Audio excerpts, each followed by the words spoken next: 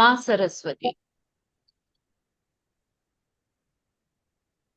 असतो मा सद्गमया तमसो मा ज्योतिर्गमया मृत्युर्मामृतं गमय ॐ शान्ति शान्ति शान्तिः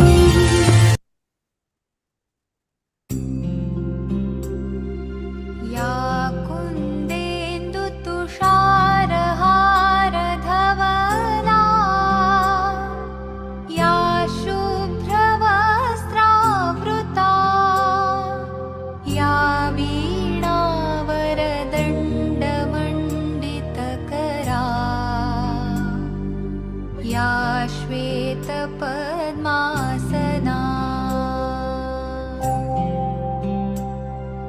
या ब्रह्माच्युतशङ्करप्रभृतिभिः देवैः सदा वन्दिता सा मां पातु Saraswati Bhagwati निःशेषजाड्यापहा.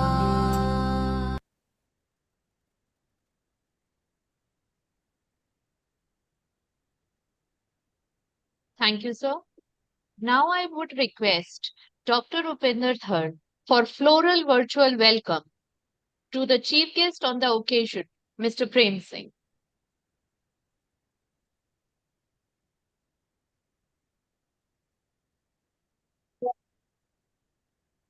Thank you very much.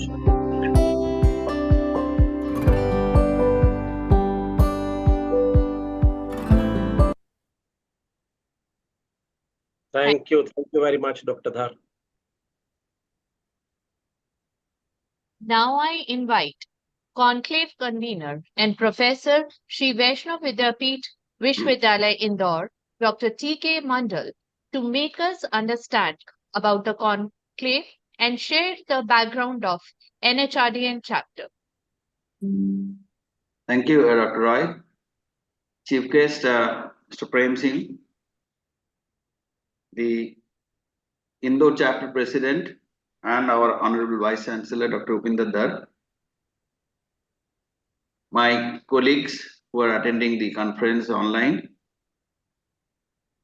and dear friends. National HRD Network Indore chapter has been in existence for several years. In fact, there's another HR body which is extremely active in Indore is ISTD. And both these bodies are very passionately led by our Honorable Vice Chancellor, Dr. Upinder Dhar. So it so happened that on one evening, he gave a call saying that we haven't had too many events which are professionally enriching for the vast majority of HR fraternity here in Indore. So therefore, we should have something which would be really impactful and then make a mark about the chapter's presence, but in Indore particularly and overall in India. And with that view, we took up this organizing something with the involvement of HR all over India and have this conclave design. Coming to the theme of the conclave, I think this is something which had to happen, and what more could have been more? What else could have been more appropriate than discussing about the topic of artificial intelligence and its impact on HR, about which many of us are still in a lot of dilemma. In fact, I was reading Daniel Goleman's one recent research which is undertaken, and he was exploring, can artificial intelligence be emotionally intelligent? there was a lot of debate. In fact, he took responses and he summarized some of the responses. And some of the responses were extremely critical. In fact, he quoted one response from one of the Microsoft professional who says that if AI comes in the form of text, there's virtually no way to tell if it is a human or an AI who has actually given that text answer. But in human real world intervention, we create a sense of trust and rapport largely via non-verbals, which an AI cannot fake. Very powerful statement, and I think that's where the debate starts. There is a group of people who are highly enthusiastic about the intervention of artificial intelligence as far as HR is concerned. There are some people who are highly skeptical. So between these two extremes, we will have experts during the day, next 4 hours to be precise, debating on what is the truth or what are their views, whether artificial intelligence is coming in nature as a boon or a bane. We insisted on Mr. Prem Singh, who is the national president of National HRD Network, to be present and to give us his valuable time for this important event. And I'm really thankful for him to find time in spite of his busy schedule and grace this event in the morning. Our Vice Chancellor has been leading us from the front, and we are doing all this under his guidance, and therefore, I mean, it's not a the vote of thanks that I'm giving, but then I want to express my gratitude particularly to these two gentlemen, the national president and the chapter president, for making this event happen. So we'll have the inaugural session where we'll hear our Vice Chancellor as well as Mr. Prem Singh, who is also the Group HR Head of JK Organization, the Group HR Head. And that will be followed by two very distinct sessions. The first one will be a plenary session, wherein we'll have a keynote address by Mr. Anurag Malik, who is the president of Delhi NCR chapter of National HRD Network, and he is with EY, Ernst Young. And following Mr. Malik's address, we'll have two more HR experts and renowned people addressing us on the theme.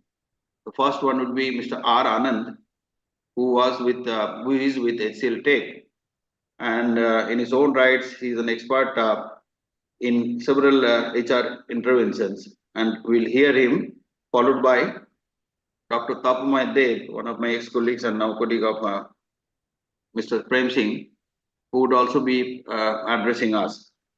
Now, these three speakers, after these three speakers, we'll have a panel discussion, which will be moderated by well-known HR leader, Dr. G.P. Rao.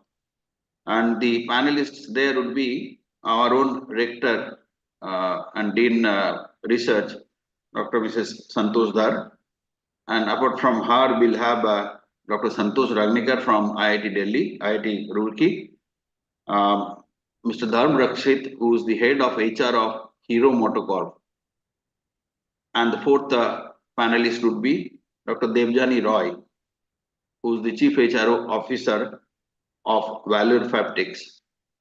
So with this, we'll conclude the day's proceedings, and we expect to close by 3:30. Now, just one word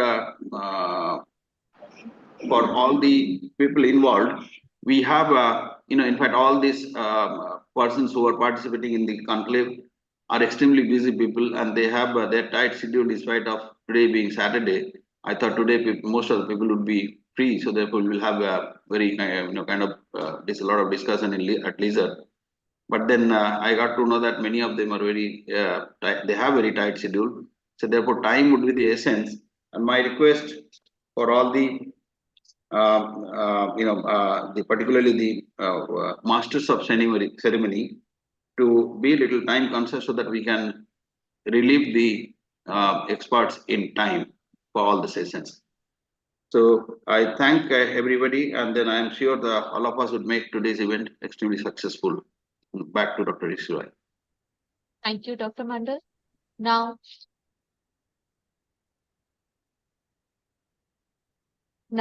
may I call upon the captivating leader, the very well-known person for institutional building, President NHRD and Indore chapter, and our Honorable Vice Chancellor, Shri Vaishnav Vidyapeeth Vishwavidyalaya, Dr. Upinder Dhar, to address the gathering.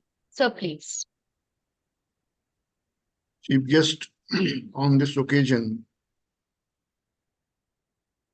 Mr. Prem Singh Ji, National President, NHRD, convener of this conclave, Dr. T.K. Mandal, all the resource persons, deans, directors, members of NHRD, and dear friends. This occasion takes me back the memory lane. In 1997, Indore chapter of NHRD was established in IIM Indore. And one Dr. Kuldeep Singh was coordinating this chapter. But then after a year or so, less than 2 years, Kuldeep Singh shifted to Mysore. And it was exactly, I remember, 12th of September 1999, when Dr. Uday Parikh advised me to take over the chapter because he was apprehensive that the chapter may become different, like the Bombay chapter, which was not doing well at that time. So on his advice and his blessings, in 1999-2000, we took over the chapter. I took over as the president of the chapter to revive it. And so many activities were held at that time. Later, when I was national president of ISTD, Indian Society for Training and Development, and that time I was director of Nirma Institute of Management, Ahmedabad, I tried to bring the three bodies of HR together. I invited then National President of NHRD, Akhil Busrai, and then President of NIPM, Dr. A.K. to the ISTD convention, national convention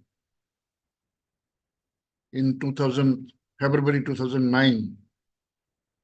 Intention was to bring these together because most of the members were common in these bodies. Convention was a great success, but these three bodies till today remain independent, and all the three are doing their professional activities their own way.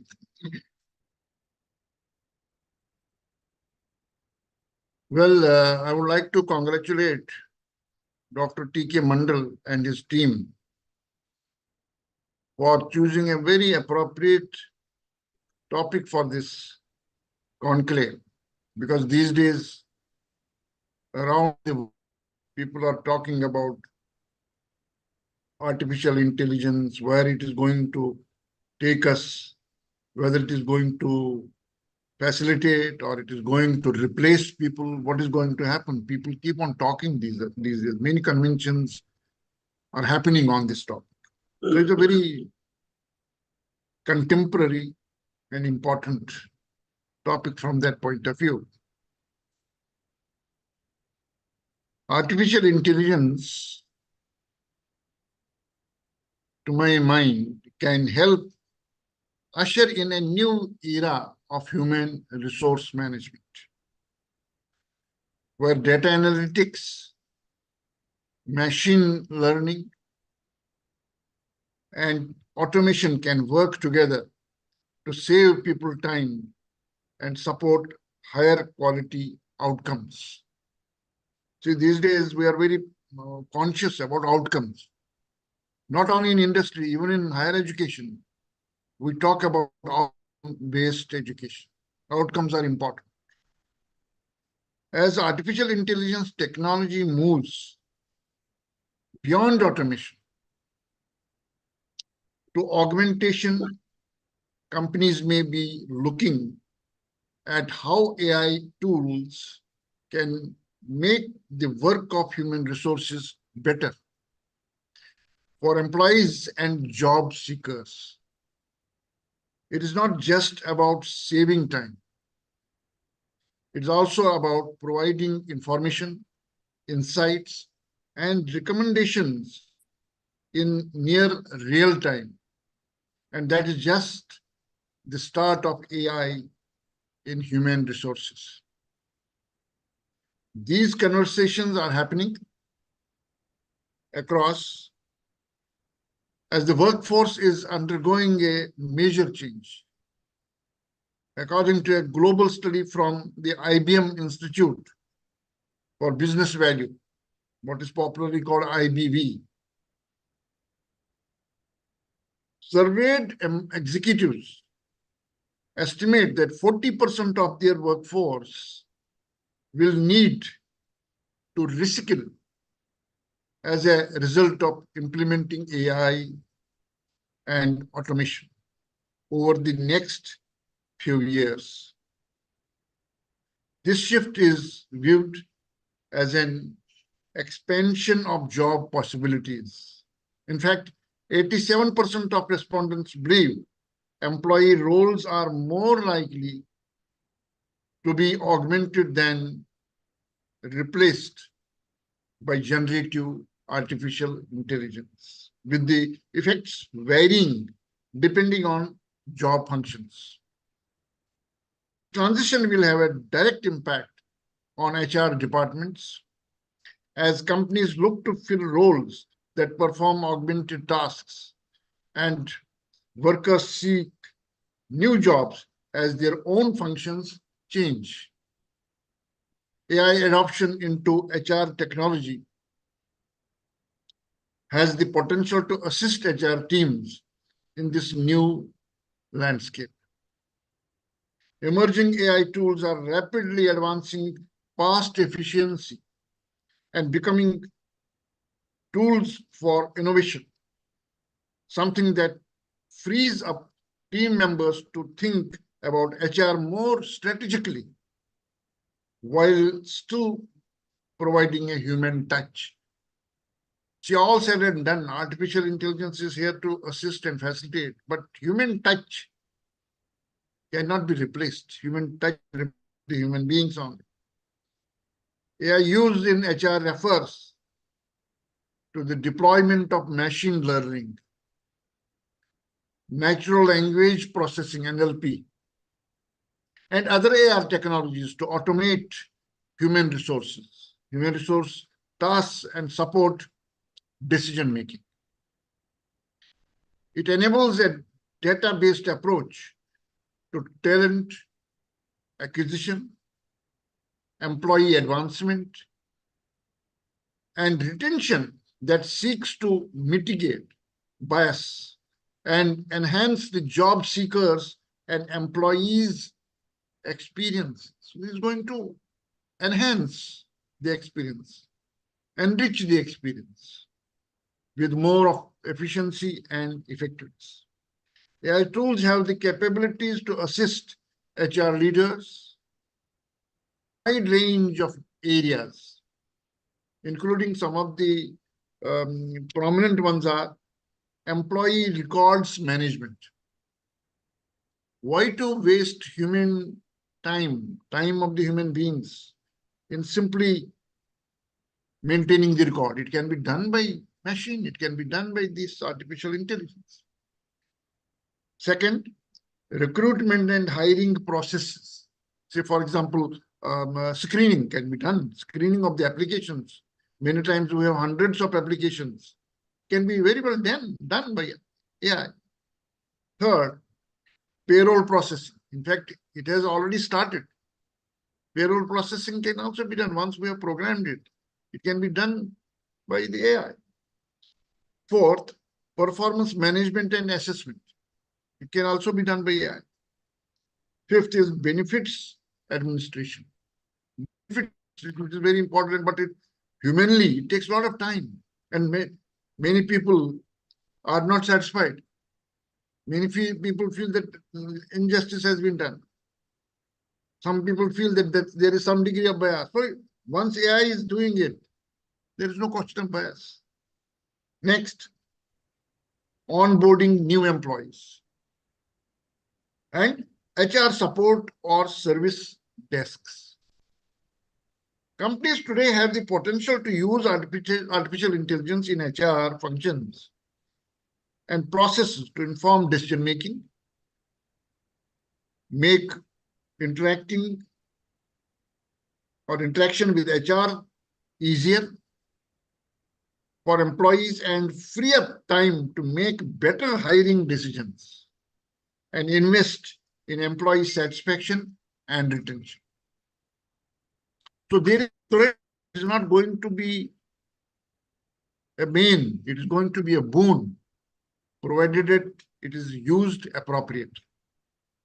You see, we can misuse even a small kitchen knife. Even a kitchen knife can be used for wrong reasons. So kitchen knife, so far as we are using it for the right reasons, is a great tool. Similarly, artificial intelligence is going to be a great tool in the hands of the HR executives. Professional learning and development. If we talk about, say, professional learning and development, which is one of the major threads in HR functions, where do workers see themselves, say, in next 5 years? Artificial intelligence has the potential to assist in recommending personalized training modules. Even training modules can be designed. Matching. Say, as we see these days, we give input into the internet that where we want to go, which timings are preferred, and it immediately gives us the answer that by matching that, well, these are the suitable flights for you. Several other such things are already being done.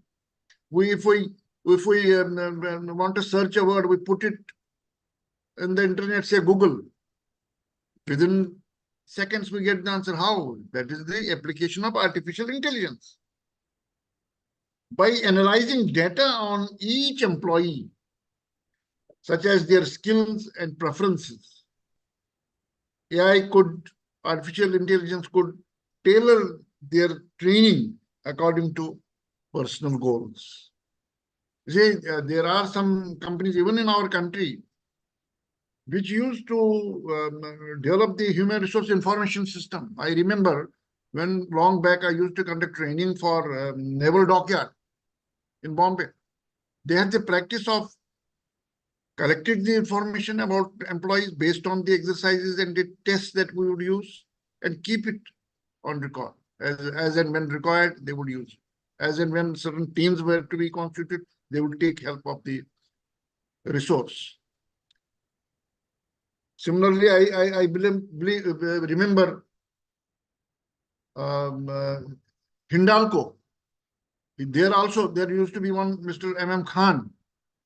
He used to take all the data from me for keeping it on record related to the various capabilities of the trainees, of the employees. So those days, this was the beginning, but now today, artificial intelligence can do it more effectively and more efficient.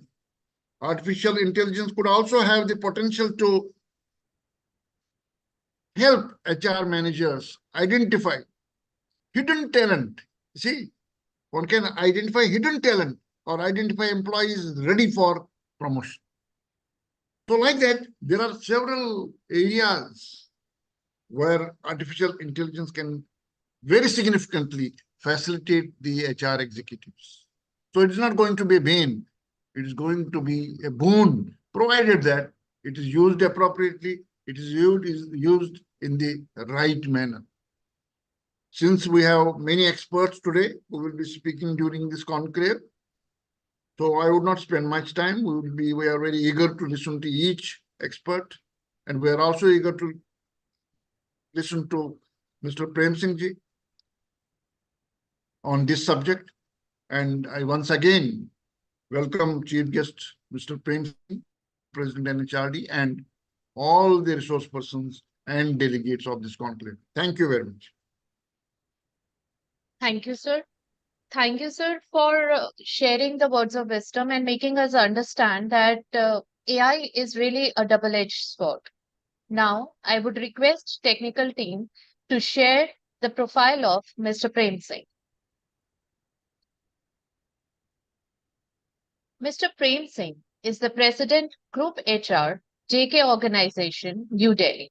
He is the part of strategic think tank of the group and is on the board of management of JK Lakshmipat University, Jaipur.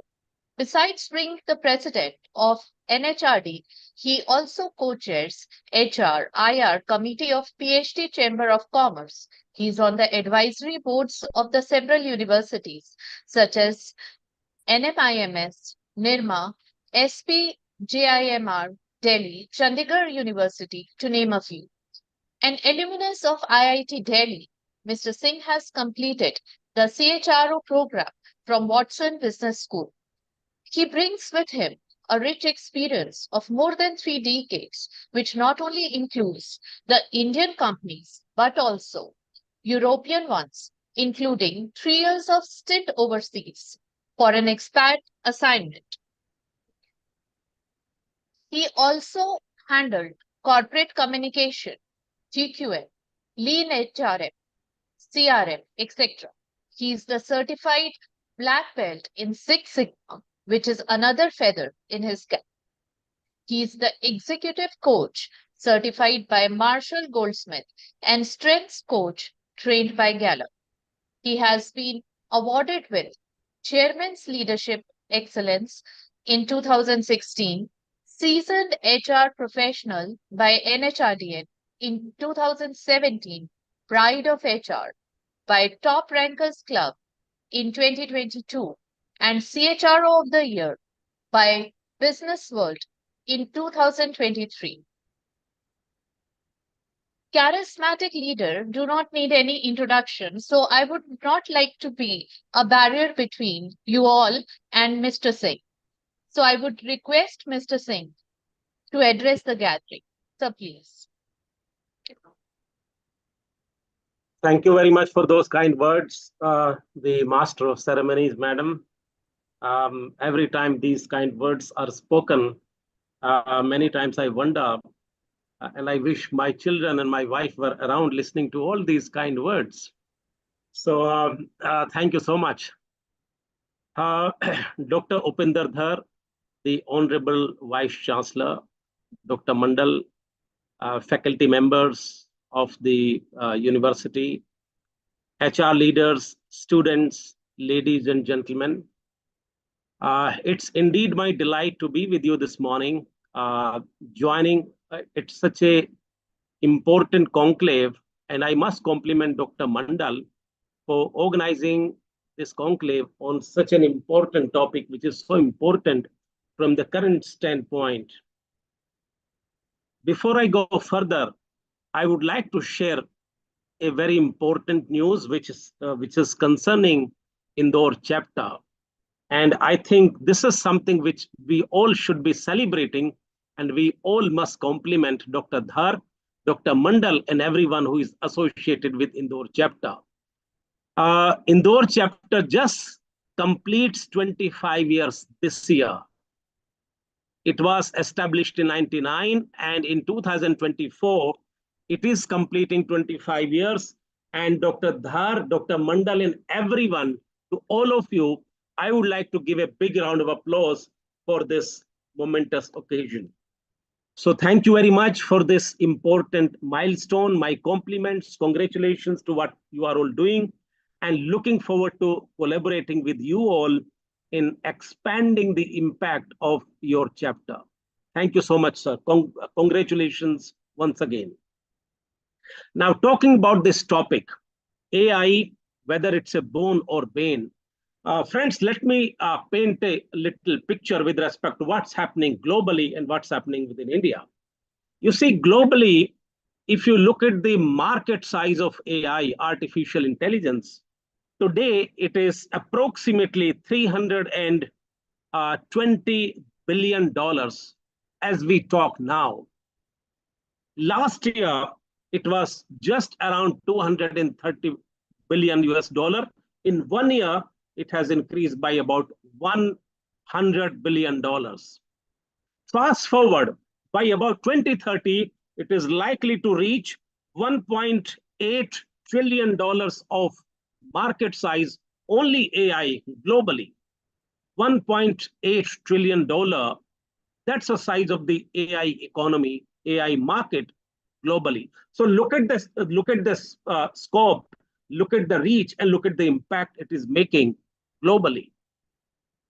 Now let's talk about, and that means it's about 36-37% of CAGR growth, unparalleled. You don't see that growth normally. Huge. Now let's look at the India story. India has been accomplishing significant milestones in the area of technology and digital.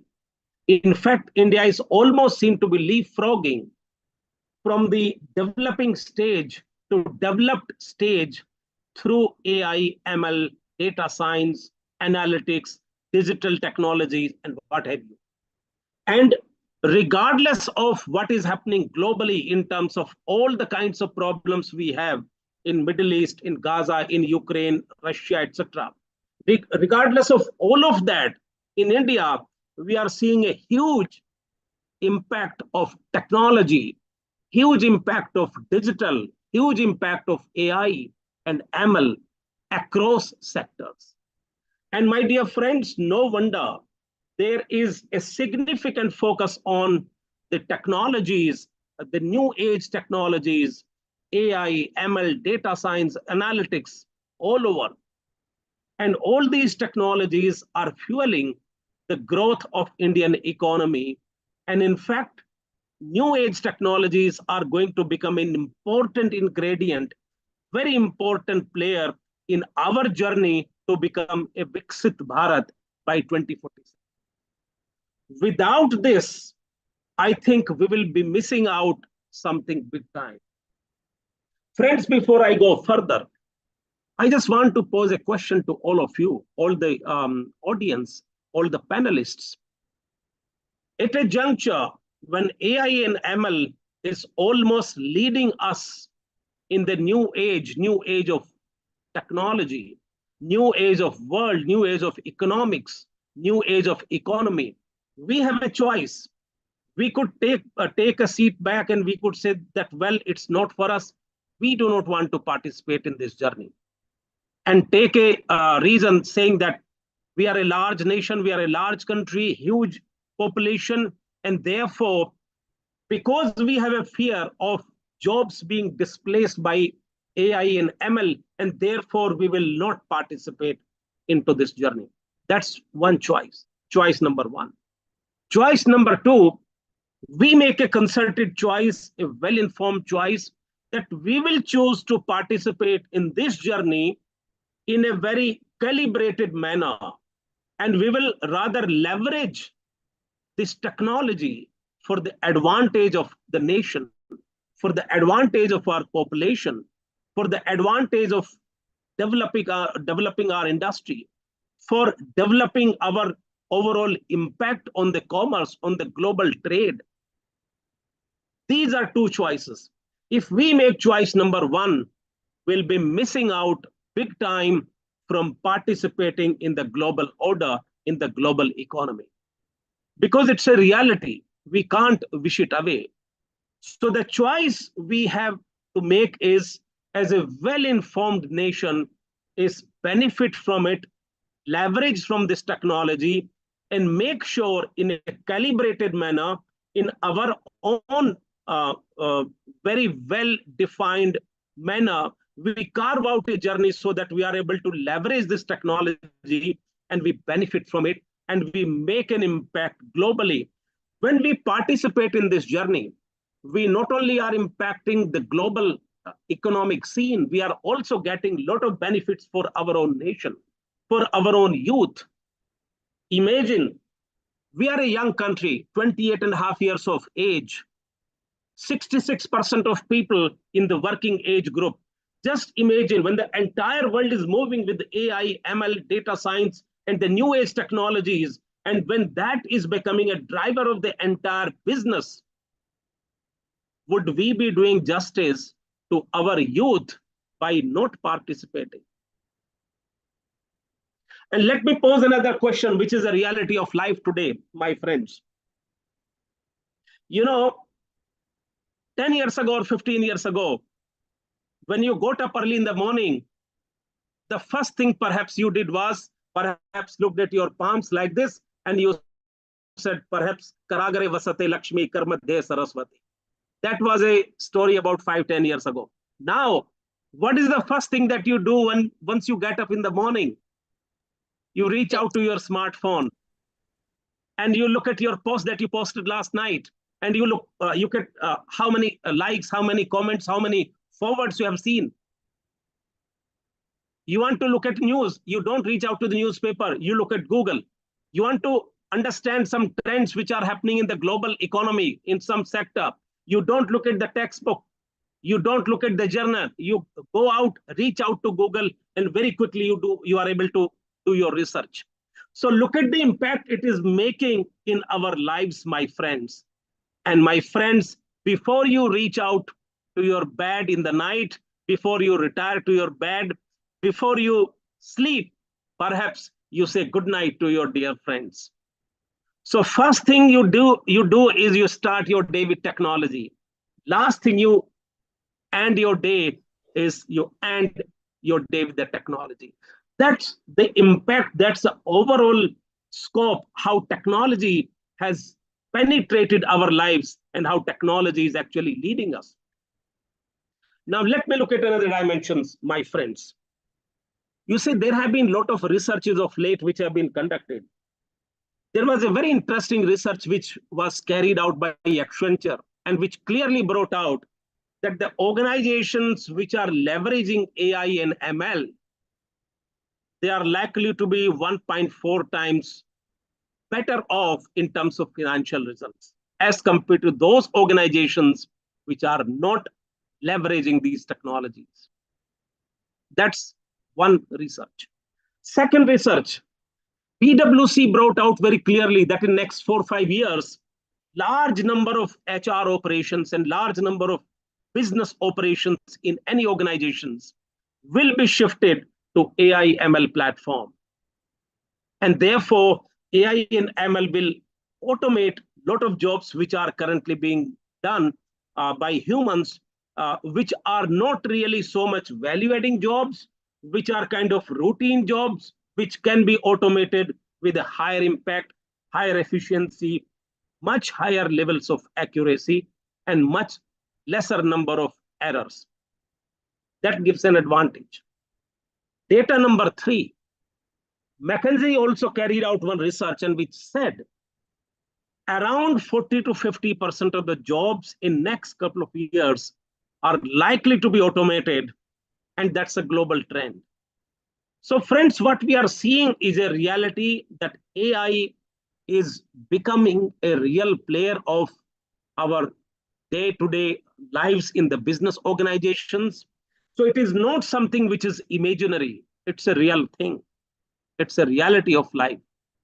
What we make out of this reality, this tool, is how we leverage it. And that's a real question. So to my mind, instead of asking whether it's a boon or bane, I think we must also be asking, how do we really leverage this technology? How do we really make a larger impact, a sustainable impact? Most importantly, how do we make this impact sustainable even from the human's standpoint? Because the question about displacement of human is a very important and very valid one. I do not want to wish that away. That's an important one.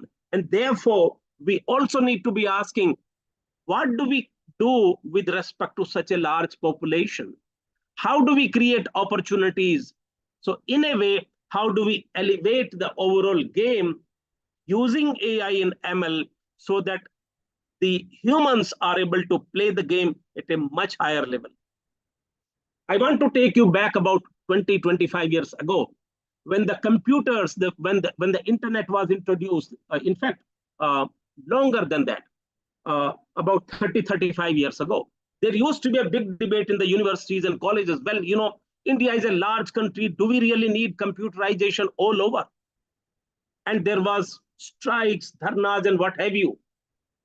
And there was a beautiful research that was published by some economist, I forget the name, which clearly brought out that the number of jobs which will be displaced by computerizations will be a small fraction of the new jobs which will get created as a result of this technology.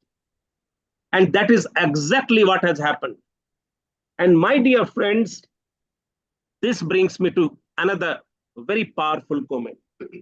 You know, today, if India is celebrated as a very strong player in the global economy, it is because of its IT prowess. And if we did not do that 35, 40 years ago, we would have missed out on this journey. So, excuse me, let me.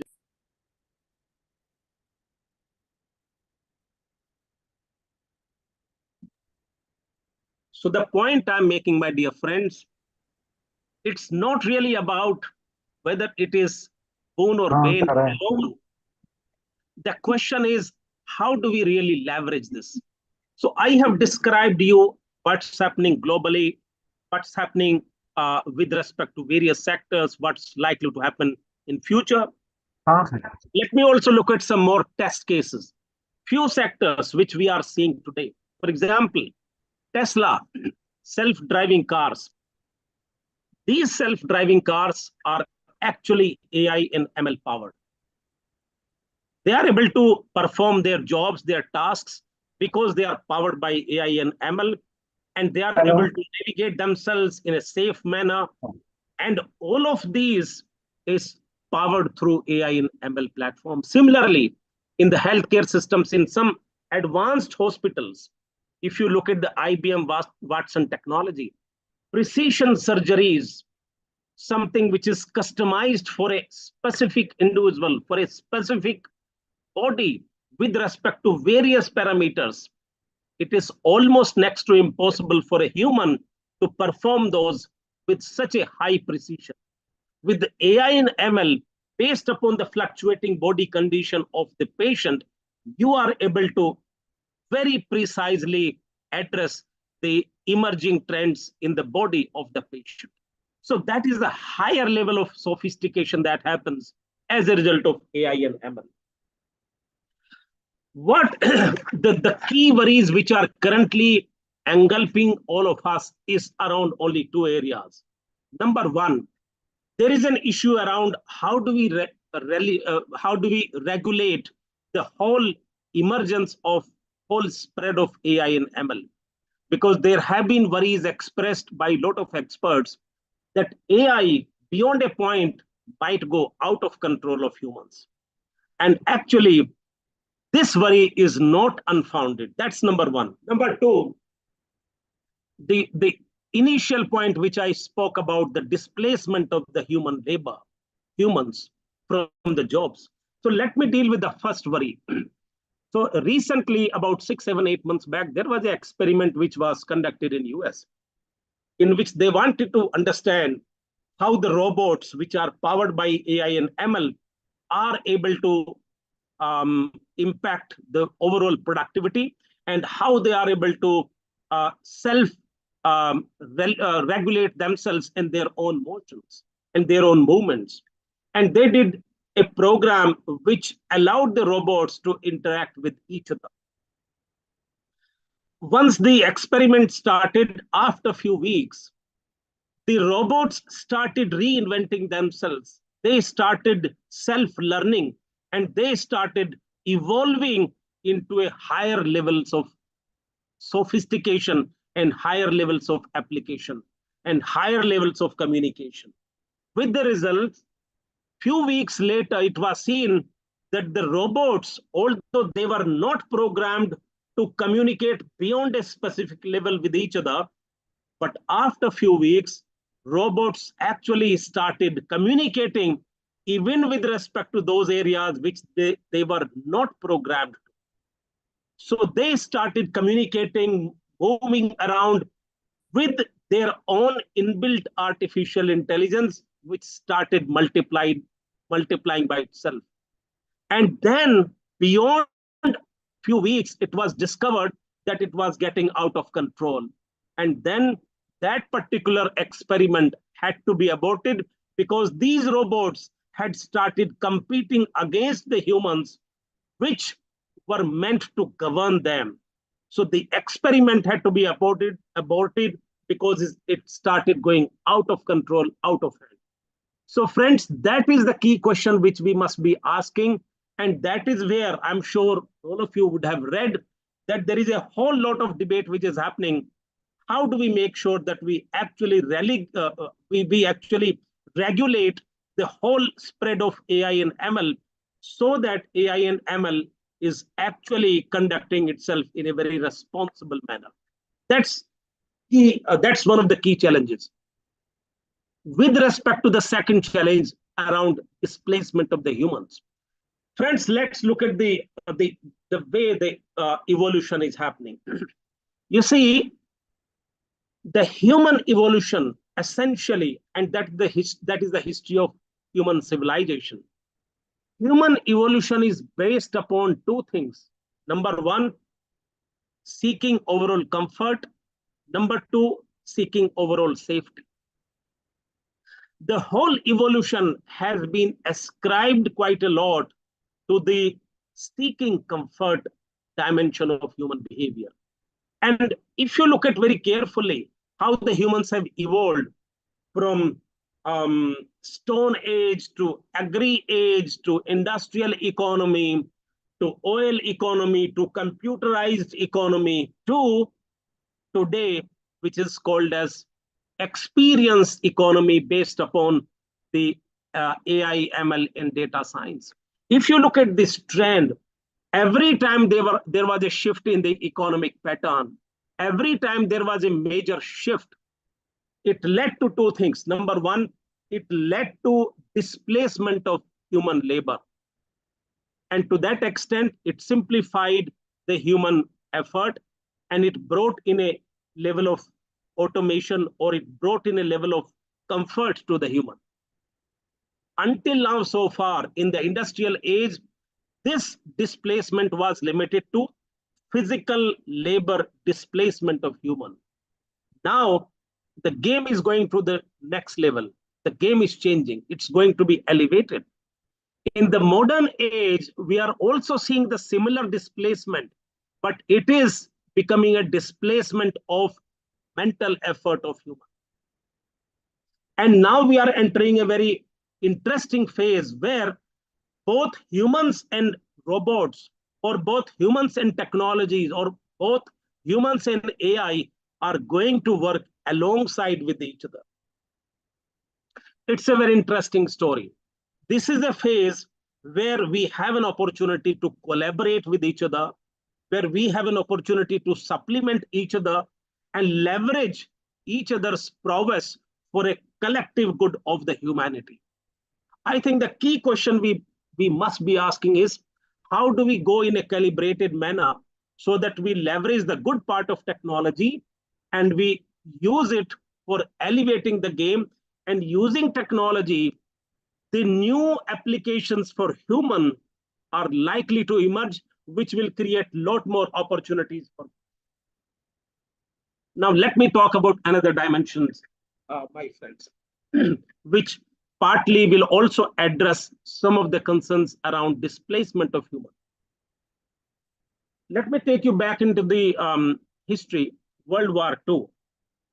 In the World War II, the Allied forces, which were led by American troops, they realized that a large number of planes which were coming back, which were knocked down by the enemy, they had very large number of holes on the wings and the rear side of the planes. And there was a task force that was constituted, which was asked to see how do we address this problem? How do we strengthen our planes? And the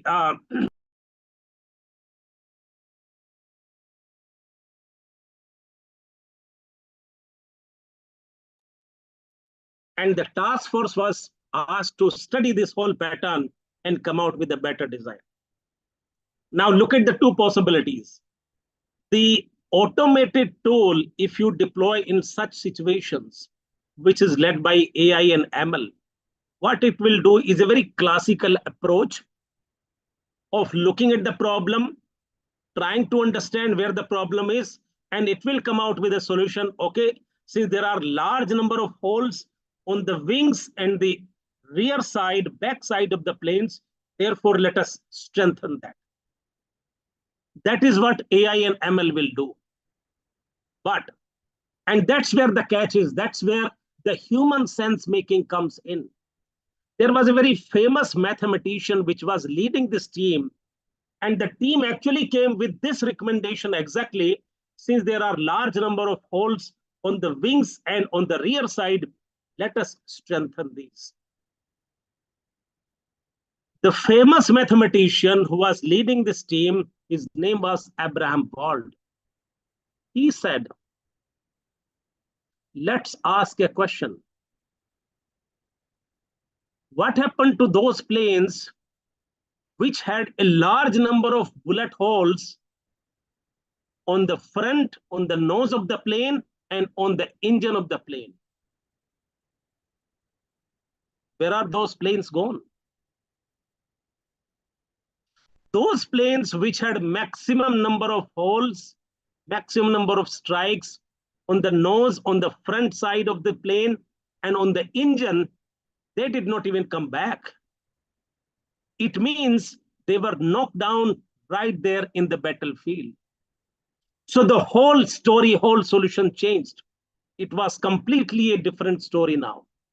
Then the decision was to strengthen the nose and the engine, and which proved to be the right decision.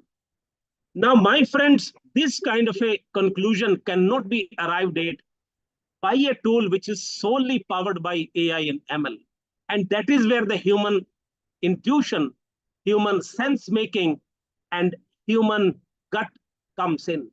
That can never be replaced by AI and ML. Your creativity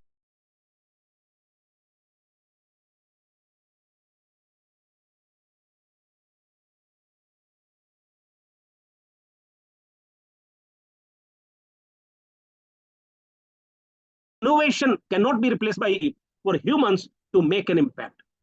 So that brings to another conclusion. What it means is AI is something which offers an opportunity to automate routine jobs, to automate those jobs which do not require any judgment, which do not require any sense making, which do not require any human application, which can be simply automated. So those jobs can be best addressed by AI and ML. What it does, it leaves a very high level of value add and sophisticated level of game, which is really at elevated levels, that has to be played by humans. And newer opportunities must be found out as to how do we elevate the game, rather than simply getting worried and saying that it's going to replace the human labor and therefore let's not participate. I think that will be a self-defeating approach. Finally, my friends, I want to quote a quotation, a beautiful quotation from Steve Jobs. Who said technology is just a tool? What's more important is you should have faith in the people. And if you give them the tools in a responsible manner and provide them the direction for future, they will do wonders. So friends, finally, I would like to say that it is in the same manner that in the past we have seen the technologies, the industrial age replacing the physical labor. Similarly, AI and ML is replacing the mental labor. But will it completely displace the human? Answer is no.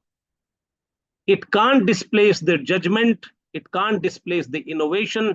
It can't displace the creativity, and it can't displace the whole sense making, whole judgment making. It can't displace the future. It can't displace the future planning in terms of your elevating the overall impact. So eventually, what I would say is it's a natural evolution. Question is not whether it is only boon or bane, as Dr. Dhar said. It depends on how we leverage it, how we use it, and it depends on how responsibly we deploy AI and ML to our advantage, to the overall advantage of the organization. So it's not so much of whether to use it or not. The question is really, how do you use this in a responsible manner, in a sustainable manner, so that you can leverage it for the overall benefit, which leaves the human endeavor for creating a much higher level of value add. Finally, I would end with a small couplet. चिड़िया कहती है चमन बदला है, तारे कहते हैं अमन बदला है.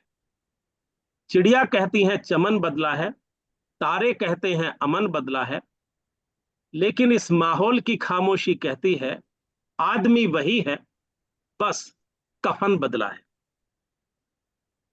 So friends, what I mean is the technology that we are seeing today is different, but it is not so different what we have seen in the past.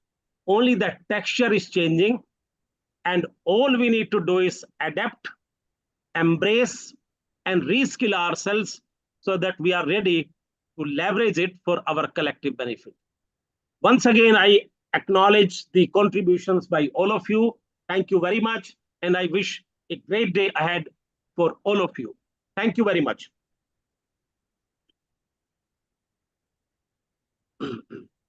Thank you, sir. It was really a very informative session.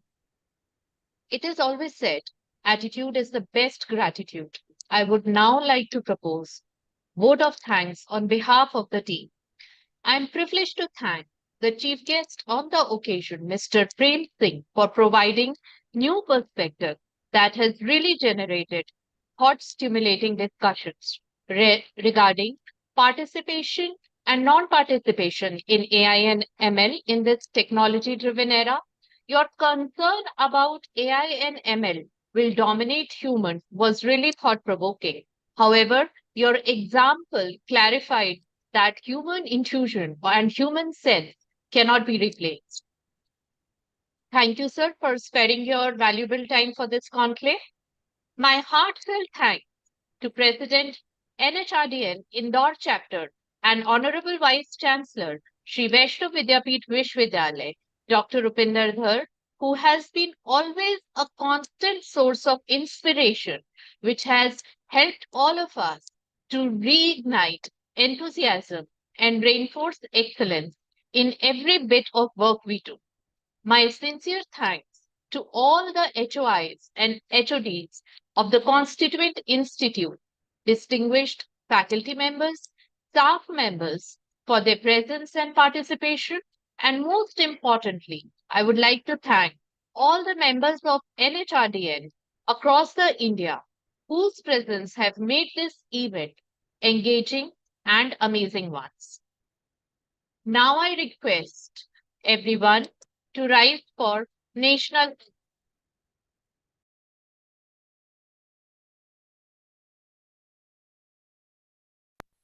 जनगण मन अधिनायक जय हे भारत भाग्य विधाता पंजाब सिंध गुजरात मराठा द्राविड उत्कल बंगा विंध्य हिमाचल यमुना गंगा उच्चल जलधि तरंगा तव शुभ नामे जागे तव शुभ आशीष मांगे गाहे तव जय गाथा जन गण मंगलदायक जय हे भारत भाग्य विधाता जय हे जय हे जय हे जय जय जय जय हे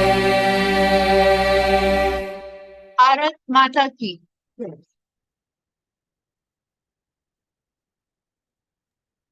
over to Rupa ma'am.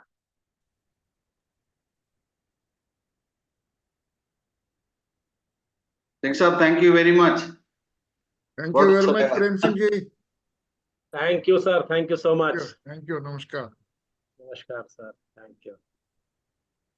Now I'll take leave of you, Dr. Dhar and Dr. Mandal. Yeah, I sure. go out now, and I'm Okay. sure you will have a great day full of learning.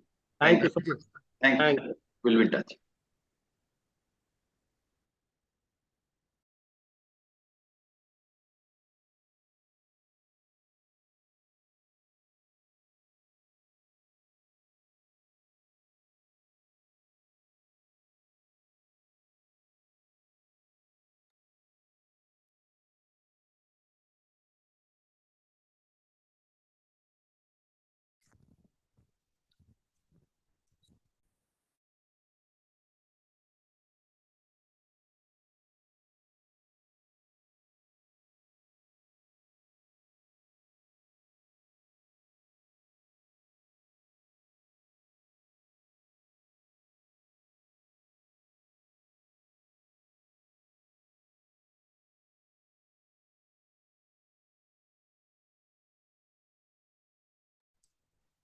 We will begin this session, the plenary session 1, in a while. The keynote speaker is about to join.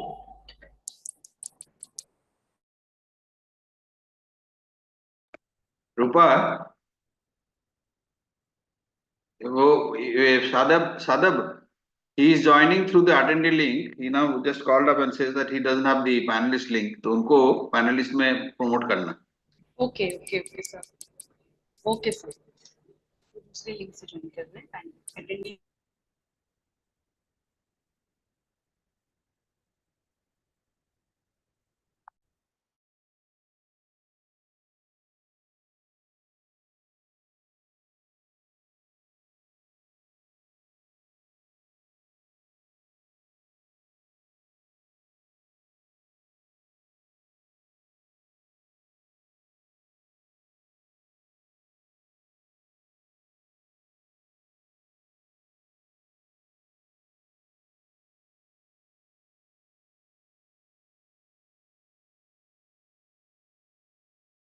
He has joined in the attendee link.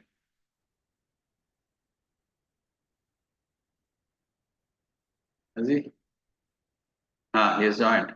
Yes, sir. So we are promoting him. Promote कर लो.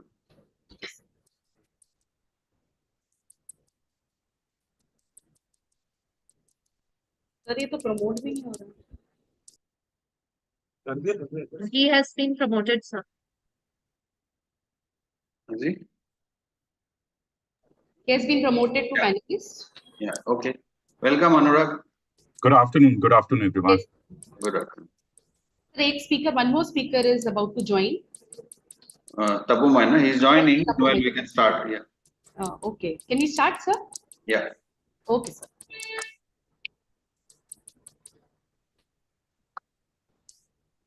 Good afternoon to one and all. Welcome to the plenary session 1 of National HRD Network Indore chapter, online conclave based on the theme Artificial Intelligence, a boon or a bane for HR. In this session, we are having a keynote address followed by 2 deliberations. The keynote speaker for the session is Mr. Anurag Malik, President, Delhi and NCR Chapter, NHRDN and Partner and India Leader, People Consulting, EY. We also have with us Mr. R. Anand, Principal Consultant and Advisor, HR, IT Major and former board member, NHRDN as the first plenary speaker, and Dr. Tapomai Dev, Senior Vice President, HR in JK Lakshmipant Cement Limited, New Delhi, as the second speaker of the session. On behalf of Sri Vaishnav Vidyapeeth Vishwavidyalaya, I once again welcome our esteemed speakers and panelists in the session. Before I invite our keynote speaker for the address, let us have a look on his professional journey and achievements. I request Dr. Norbert Solomon to please share the profile of Mr. Anurag Malik.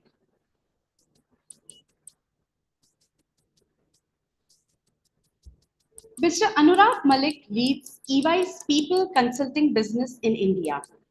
He is also the serving president of NHRD Delhi NCR chapter, which is the largest association of HR professionals in the country. He is passionate about working with organizations to bring humans at center of the largest transformation programs.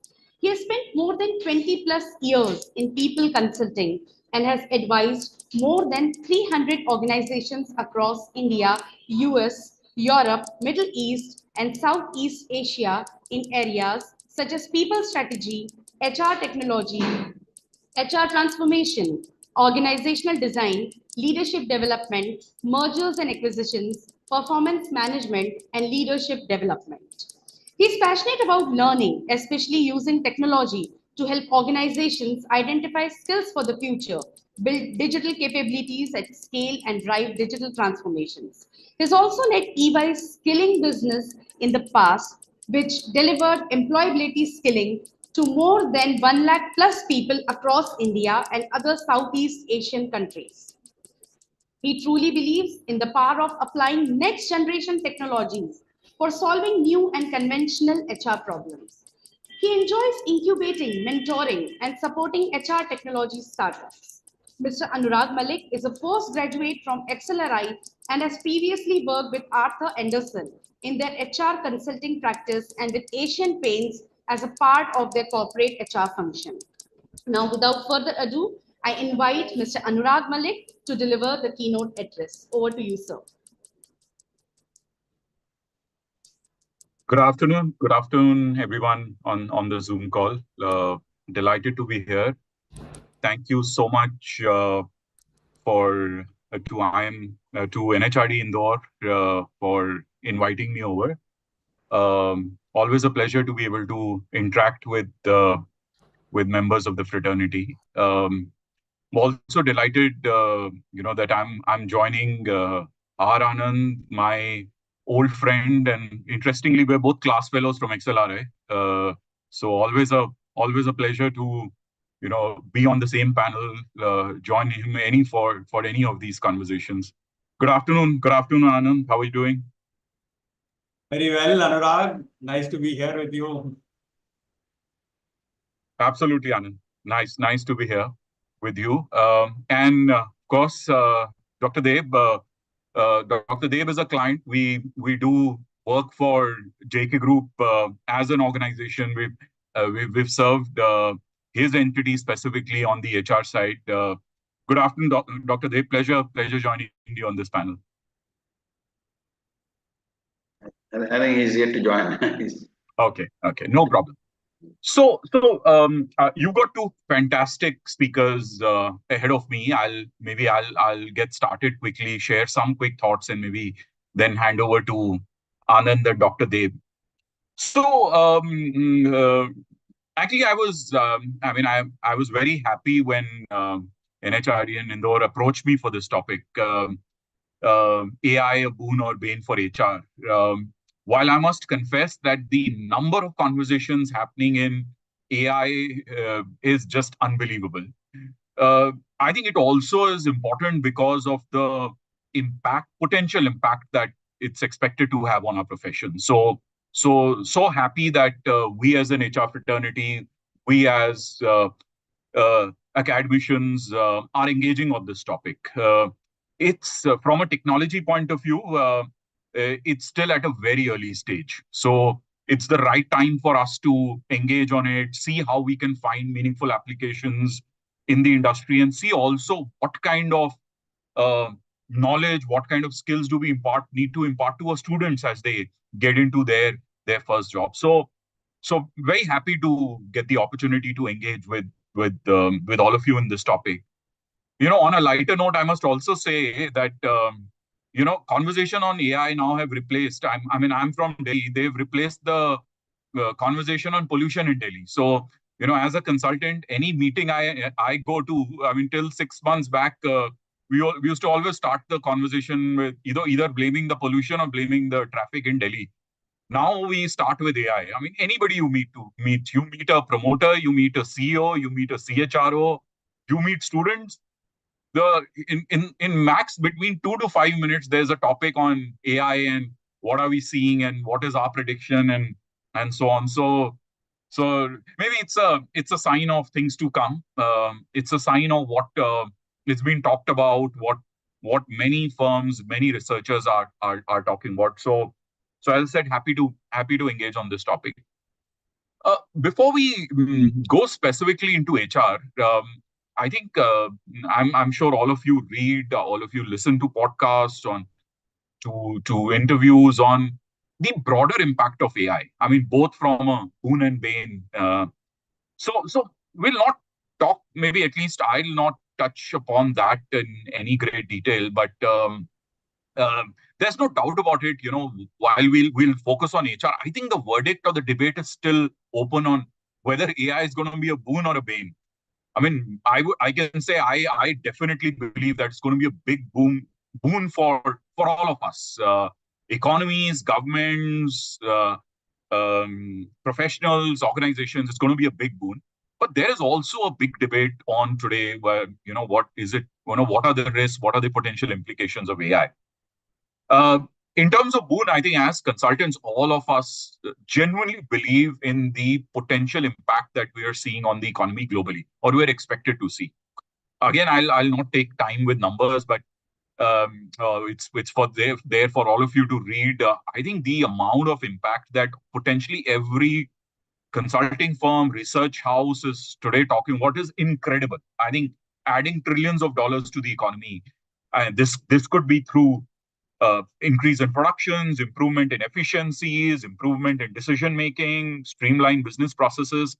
I think everybody today is getting a sense of the impact, the positive impact that this can have. And you attend conferences on healthcare. I was at a healthcare conference the other day, and I had a small topic to talk about. The impact of AI and potential implications on the human side in hospitals. But I sat through the conference. I think the way the doctors there, the clinicians were talking about impact of AI, the quality of improvement in decision making, what it's doing to patient care was unbelievable, absolutely mind-opening, and so comforting that one hears. So many positives are expected to come out of it. Bane, I don't want to again start talking negative. But last 2 weeks back, Anand, was it Sam Altman talking about the fact that there's also a 10% risk that AI could finish humanity. So, but I won't go there. It's the weekend, so maybe you can talk. You can over Saturday or Sunday watch one of those science fiction movies that dwell deeper on that. We'll talk a little about the risk for HR rather than going into science fiction.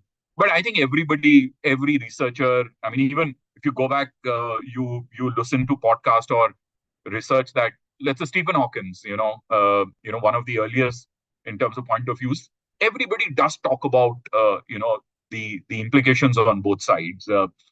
I think from a HR perspective, okay, let's get to HR, conscious of time. I think from a HR, from a perspective of all of us, I think the biggest topic is jobs today.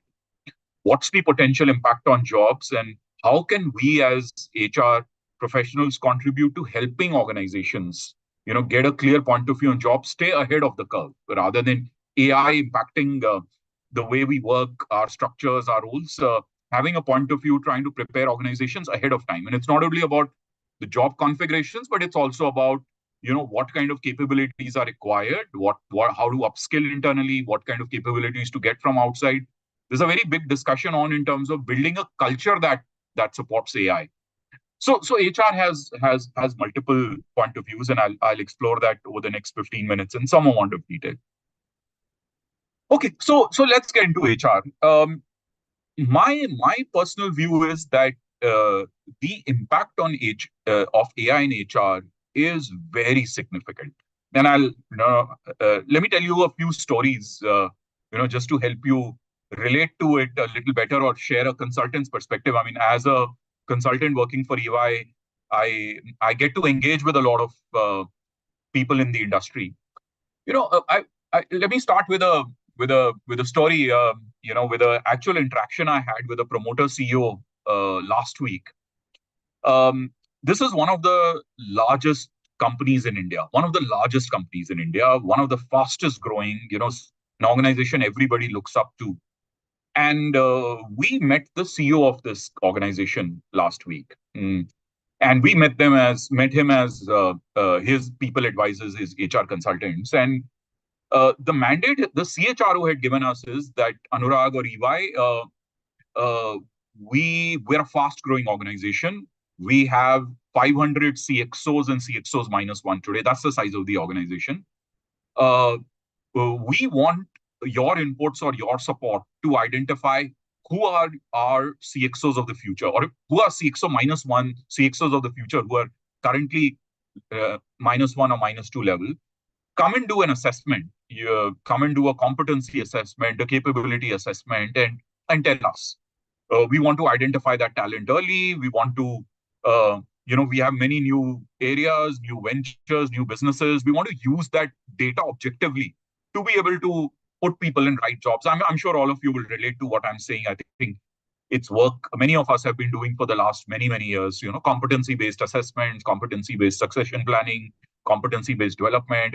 It's core to one of the core areas in HR. So we prepared well. We said we will use multiple tools. We will use psychometrics. We will use behavioral event interviews. We will use case studies. We will use business simulations. We said we will get in some of our best global leadership assessors who worked with similar companies in other countries. From India, we'll get some of our best talent assessment people. So we went in with a very clear point of view to the CEO. We thought, it's something we've done for the last 20 years. So let's show him how we'll go about it. He heard us out exactly for 5 minutes in a 1 hour discussion. And he said, I think you guys are living in the past. You guys are probably living 5 years in the past. These are words he used. He said, this is the age of AI and now generative AI. He said, I would have expected you to come in as HR advisors, to come in with a point of view that completely uses or makes good use of some of these technologies. What's the point of talking about it if you're not using it?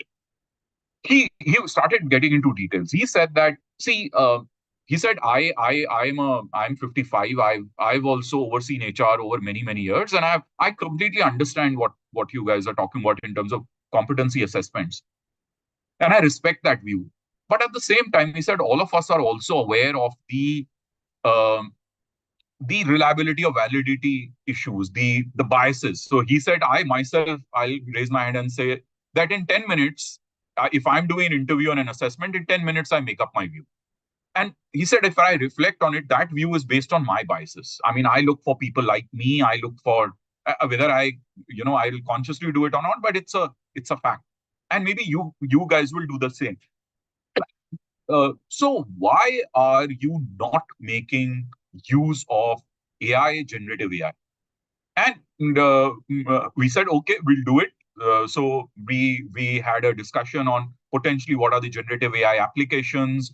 How can we use AI to pull in data, existing data? We could pull in data from the career profiles of the people. We can pull in data from the learnings that people have gone through. We can pull in data from performance data that's available. certifications available.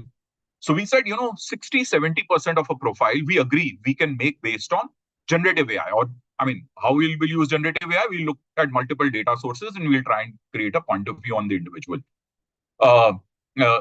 He said, no. He said, no. What do you mean by 70%? So we said, no. We will do 70% through AI and generative AI.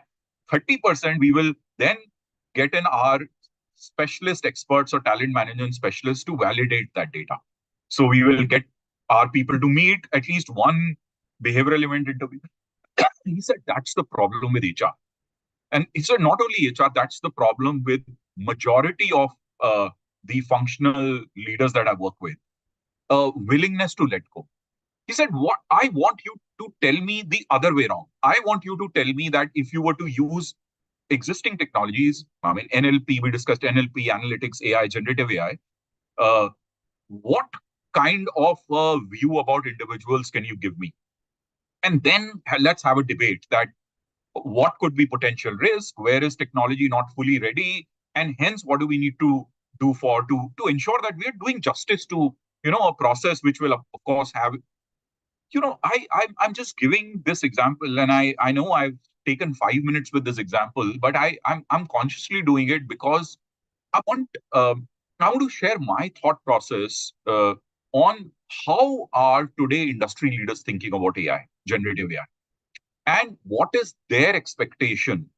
I'm sure what he did to me, he would have done with his CFO also, he would have done with his production head also. See, he's trying to do a AI first culture. He's saying, we're talking about AI in our products in our market. I want to push the boundaries today. I want to be ahead of the curve. I'm happy to debate with you. If you were to say that nahi, human element is important, I'll pause there.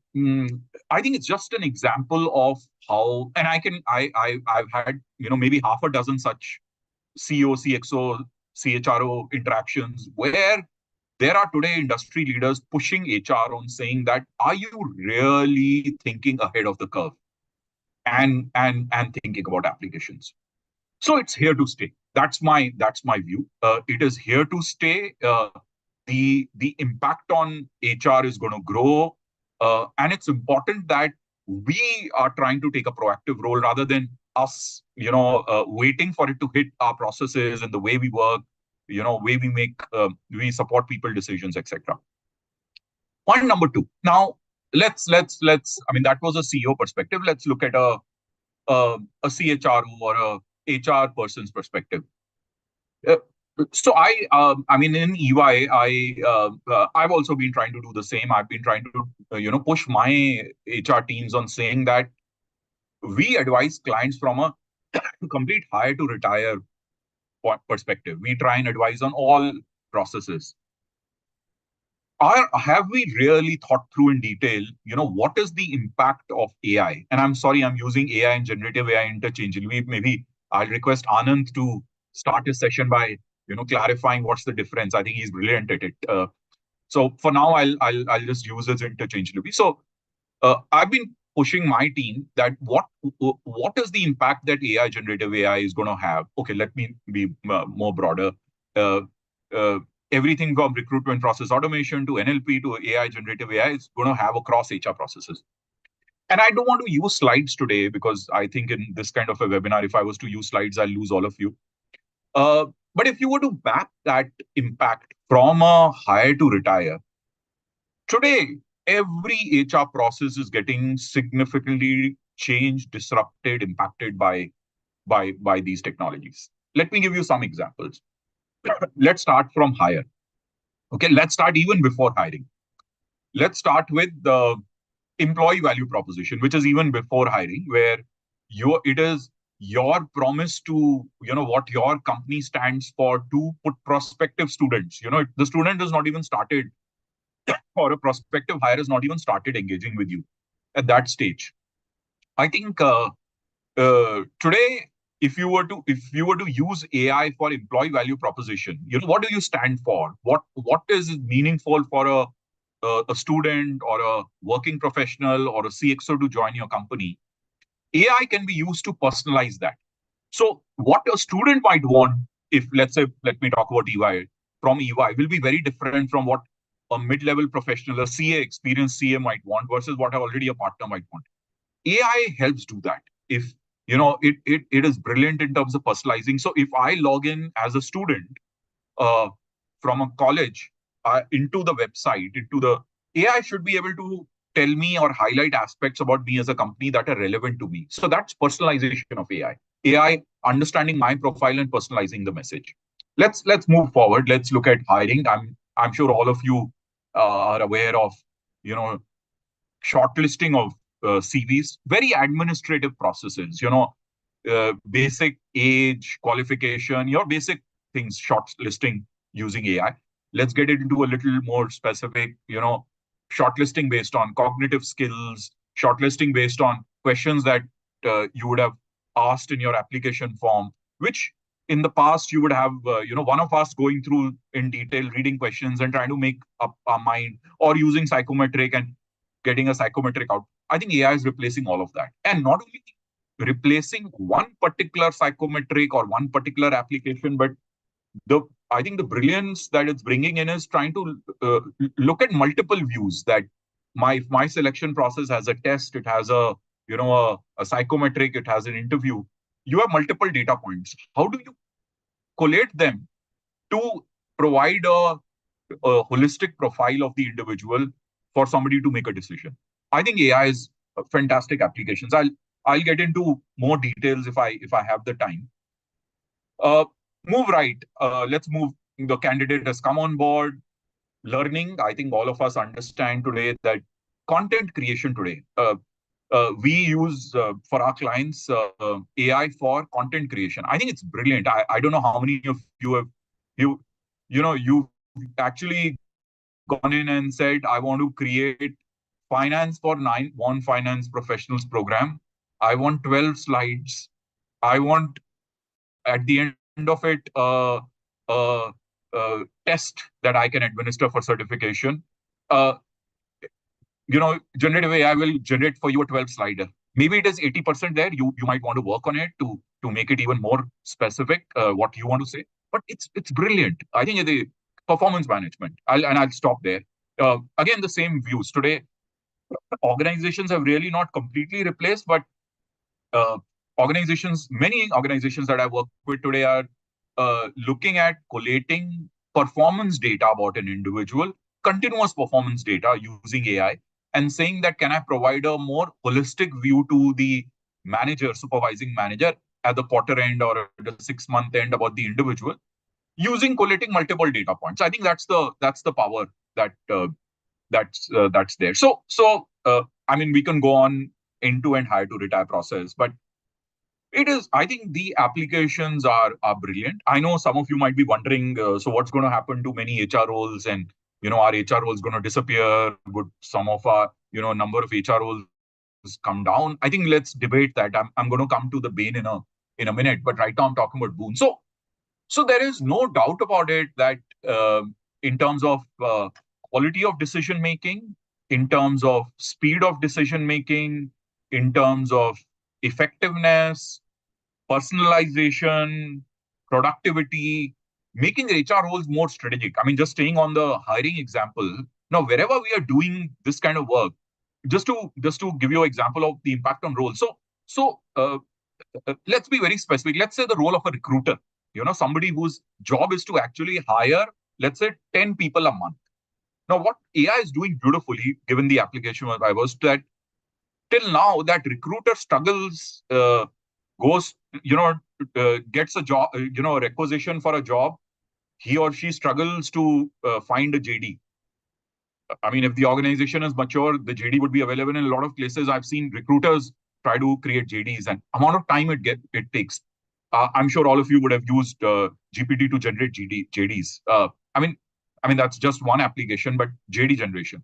Recruiter struggles to go to Naukri, try and go CV by CV to try and shortlist CVs. I think ability to shortlist CVs has gone far superior.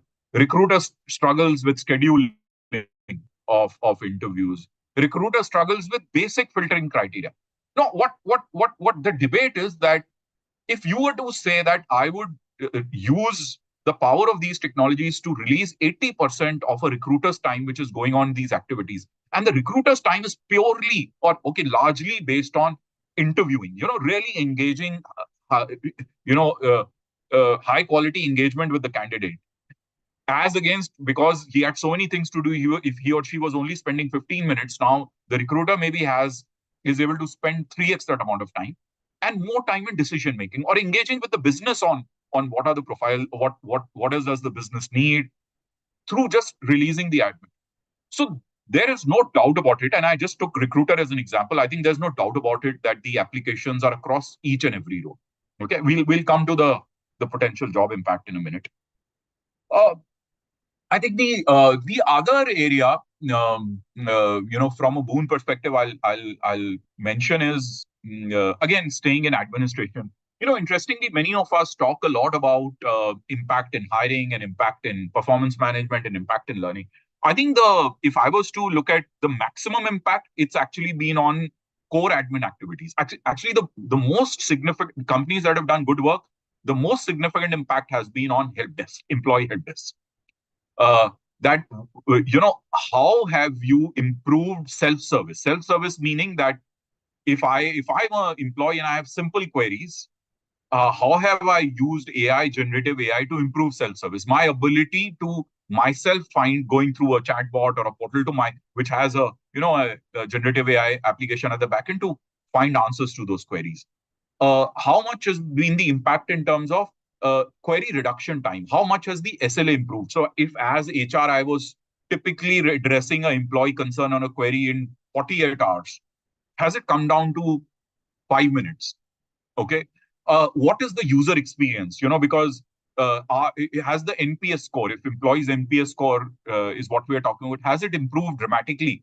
So its core, I didn't. So I was talking about the larger view on HR process. I didn't want you to lose the thought that the maximum benefit today, interestingly, is in core admin activities, and it's important for all of us as HR to realize that. I'll pause here. I know my friend Anand and Dr. Dev will maybe pick up even more ideas in terms of what they're seeing in their organizations. Since I just have about 5 minutes left, let's talk a little about the Bain. I don't like talking about it so much, but I think let's maybe just 2 minutes on Bain. I think there's no doubt about it that there are certain risks that as HR we need to be the conscious keeper of. Okay, let me put it that way. I gave hiring as an example. I give you another story on a very real story on the downsides of some of these technologies. We were engaging with the insurance company, helping them reduce their attrition levels. They were at 54% attrition. So what we did is we looked at data, we built a predictive model, and then we converted into a self-learning model that every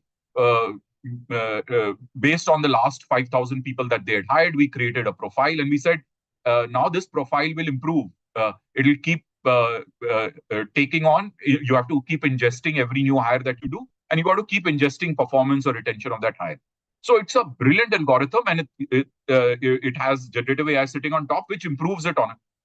But 6 months later, when we looked at the output, attrition had actually gone down to 24% from 54%. So very happy, because it was doing what it was expected to. It was telling exactly that what kind of people, what kind of background you should hire, based on your past data. So it was just helping in decision making and sieving out candidates that, for whatever reason, based on their background, were not fitting.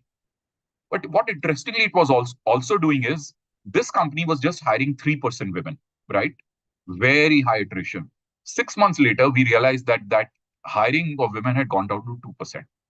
And it's a sorry to share, but a beautiful example. And I'm happily sharing it back because it's a learning that AI is, or any of these technologies actually learns based on what you're ingesting or you're putting in. It even recalibrates what we call generative AI based on, the backend data that it's fed in. So it's our role as HR. In India, we've not started getting into legalities and, so much about, ethical AI and so on. I'll not go there, but it's an example of ethical AI. I think the other aspect that we need to be careful is data privacy. I think a lot of us today excited about AI are collecting a lot of data. I was in a wellness conference. In fact, we organized Delhi NHRD chapter. We organized a wellness conference, and we had a few dozen CEOs, CHROs there, and I asked them that how many of you are using wellness data to. I mean, we were debating how can we improve decisions on insurance coverage and what to cover what.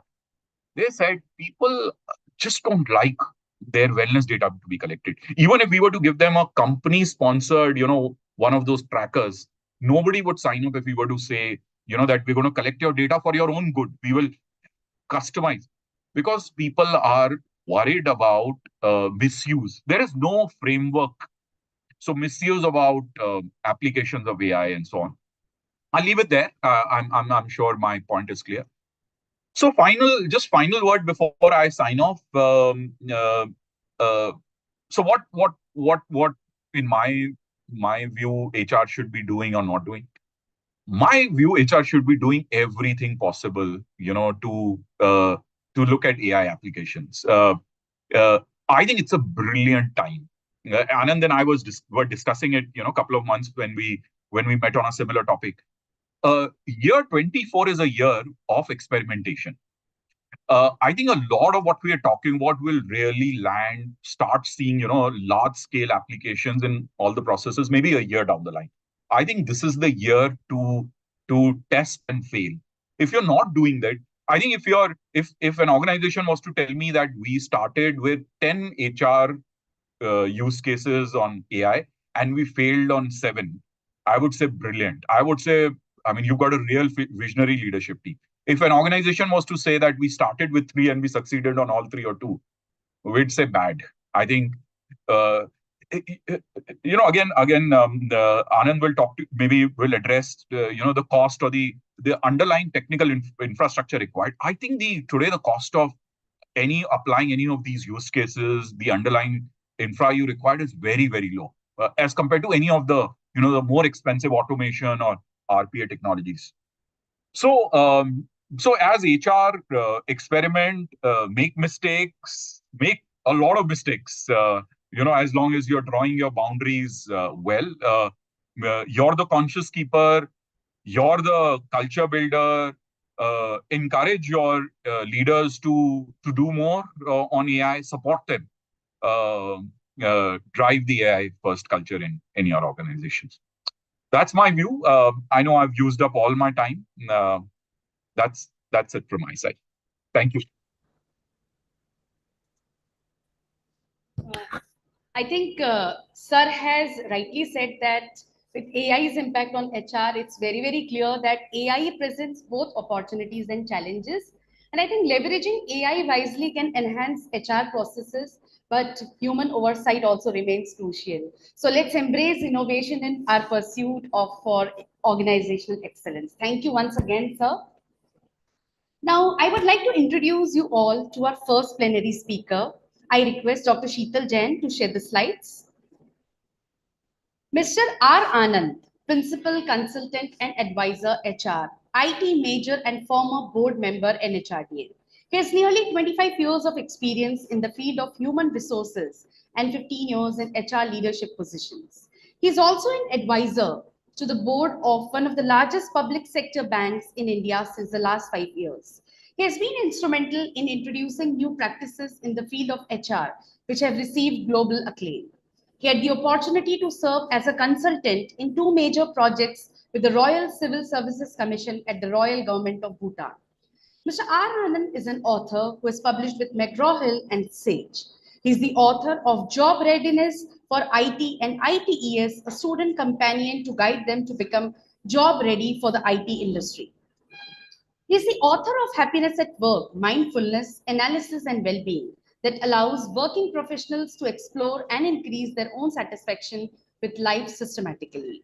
He has since taught the science of well-being, a 30-hour course 4 times in reputed business school students as part of the liberal art offerings. He has given several talks on the science of well-being to several audiences, corporate leadership, human resources teams, leaders about to retire, associations of retired civil servants, etc. He's also published numerous articles and appeared on TV shows. He's an alumnus of XLRI Jamshedpur, where he did his MBA in HR, and IIT Madras, where he did his master's in physics. I invite Mr. R. Anand for his deliberation. Over to you, sir. Thank you, Ms. Rupa, and so glad to be here with Anurag and my other co-panelists. I think what is very interesting about me when I attend these conferences is I see how much there is synergy in all the sessions that we are making together. So, and it also shows how much the field is evolving very rapidly. And if everyone is okay, I thought I will, share my screen and just let me know if it is visible. Yes, sir, it's visible. So I had two quick objectives, and one I think we need to acquire familiarization with the lingo that is associated with data science, AI, and generative AI, especially in the broader people function or human resources development function. And I think that will help us make sense of whatever is it that we come across and read. So that I thought could be one of the things that we can look at. The second thing is out of which are the 10 places like Anurag mentioned that we should experiment in 2024, right? How do you choose those places? So that's the second part of what I thought, know where and how to start. So these are the two things that I thought I will cover in my session so that it can add to the deliberations. And I'll start by first congratulating all of you for organizing this conclave and for reviving the NHRD and Indore chapter, right? Both are very big milestones that deserve a lot of applause. So if I look at how the world of AI itself is one big term, but over the last 50 years, it had different approaches to it. And if you look at what is here on the left, that is a kind of paradigm shift that has happened in AI itself. So in the beginning, AI was basically, we were trying to see, given enough facts and given certain logical operations, we will be able to derive all the knowledge in the world. So it was good old-fashioned AI. So what is the knowledge input that we will give, that we all know, facts about the world. And then we look at what is the logical manipulation of those facts to be able to rediscover all that we have discovered today. So that was the original approach to AI that was there. And if you look at it, vestiges of this are already there in some of our HR processes. For example, one of the, the example that Anurag was talking about this chairperson of a big company and to whom EY presented, okay, this is how we will do competencies, identify high potentials and successors. So one of the things that is being done all over the world in HR today is to understand, okay, what causes good performance? Have a set of experts debate that. And then when you say what causes good performance, debate that and capture that as competencies, capture that as prior experiences, and capture that as whatever feature that makes someone likely to perform very well, attitudes, knowledge, skills, right? All the stuff that we are familiar with that we teach in class today. So that is the first approach to AI that happened, saying that what causes good performance, let experts define it, then we will encode it in a system. And when a new person is being considered, one can consider the new person against the checklist of items that are there. And that is how we promote people to professors today in colleges, right? We know that between an associate professor and a professor, what are the delta that is there? Some experts have defined it and we list them out and we test a new individual against that list and say, okay, this person is now qualified. That is how organizations recruit people. That we are recruiting for senior software engineer. This is the qualification required. These are the competencies required. This is a test that tests those competencies. And thereafter, I say, okay, this person is good. So the vestiges of the good old-fashioned AI is already there in all our processes today. So that's the first part of it. AI then moved from this paradigm of trying to say, can we condense all that experts know, put it on a piece of paper, and let everybody else use that to make decisions.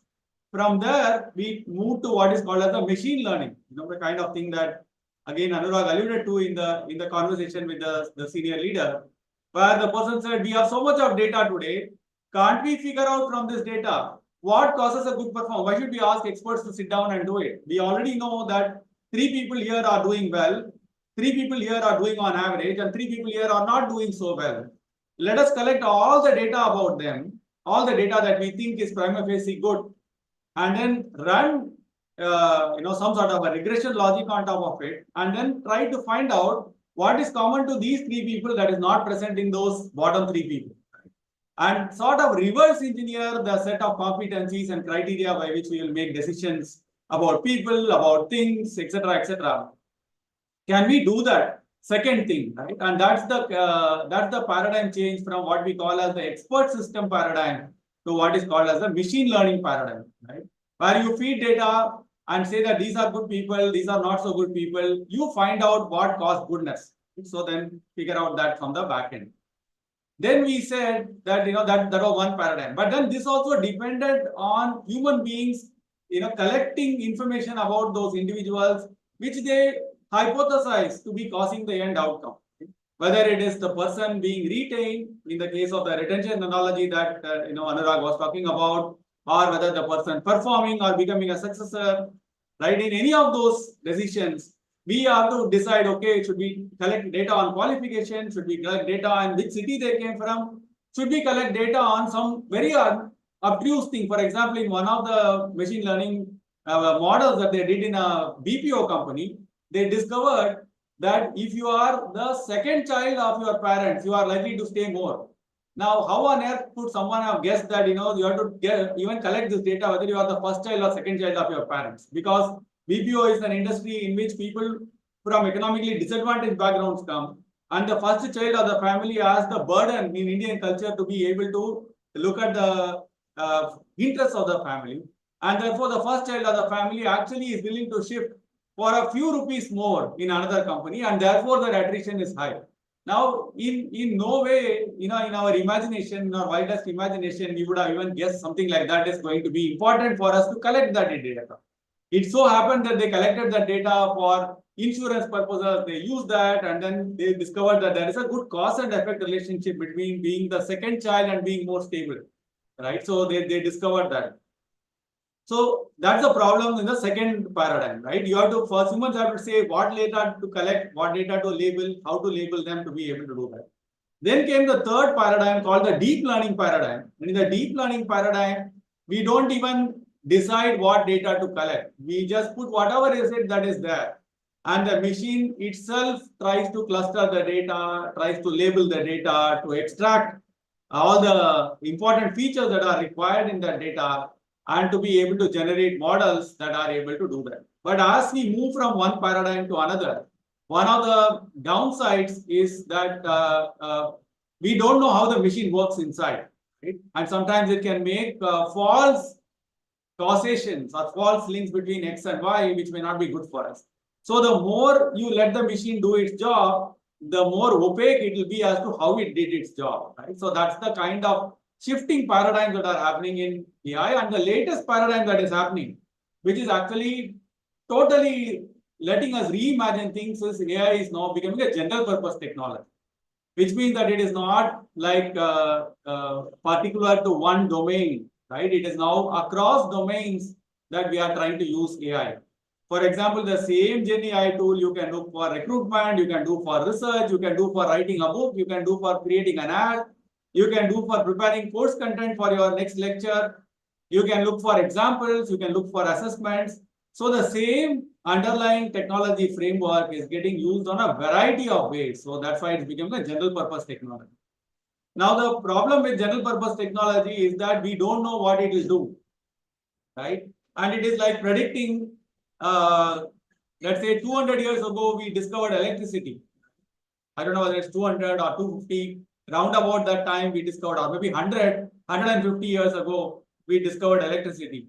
Could any of us have imagined how electricity would have transformed our society and our civilization? We would not have been able to really imagine, because it's at the core of everything that we do.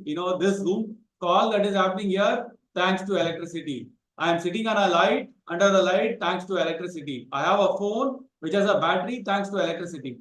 Now, I can run a car thanks to electricity. I can communicate thanks to electricity.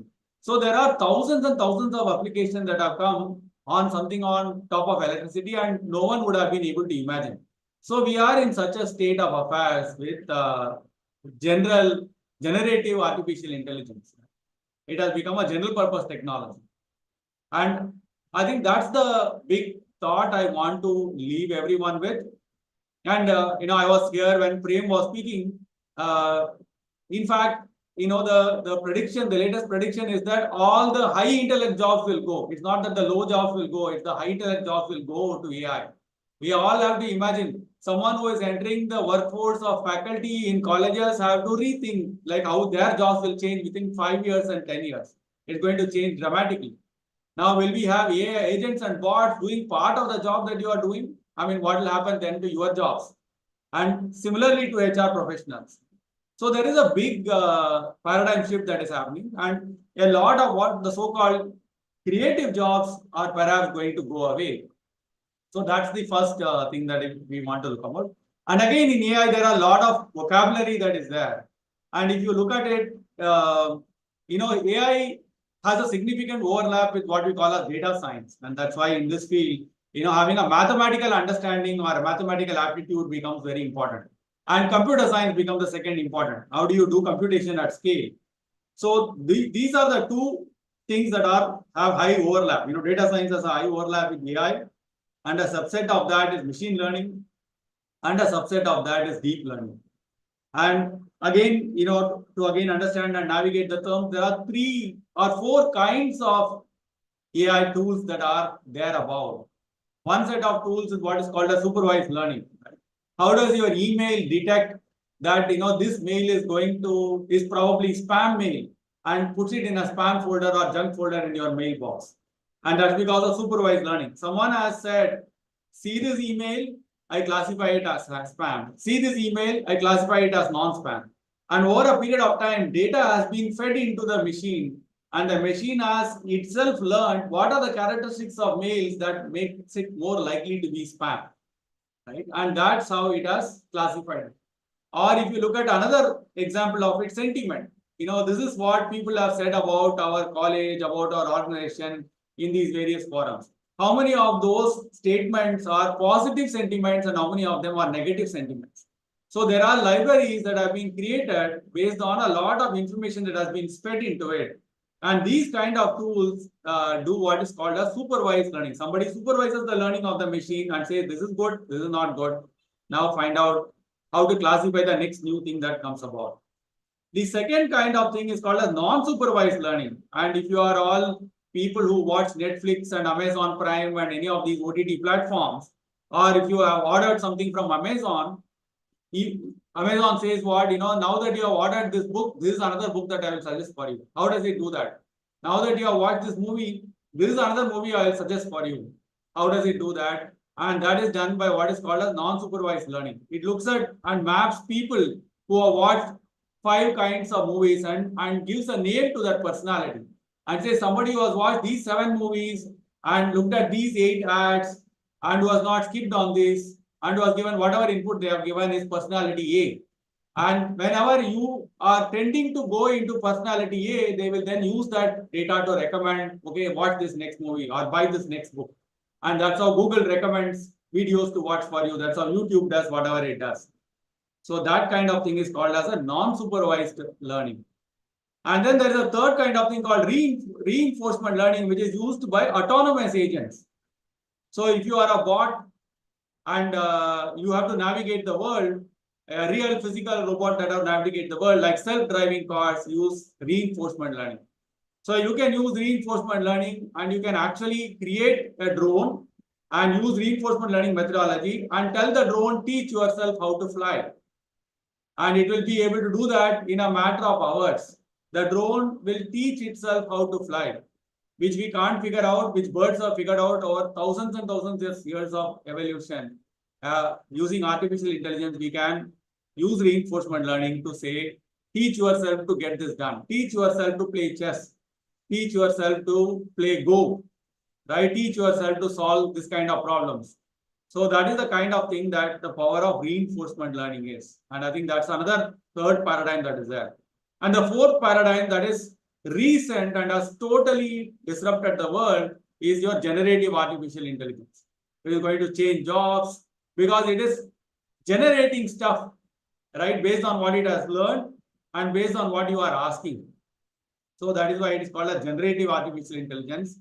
In 10 years, I can bet with you, if some of you are here and remember this conversation, you will watch artificial intelligence generated movies on Netflix, not created by any human being, not produced by any human being, right? Not financed by any human being, but totally and 100% created by artificial intelligence. We will watch those movies on Netflix, rate those movies, and we will tell that, this part of the movie I did not like, so the next movie it will remake for us on our request. So that's the kind of change that one is expected to happen in the world. And as a matter of fact, one will be ashamed to realize that it's not happened in 10 years, but it's happened in 5 years. And that's the kind of speed of change that is happening in the world.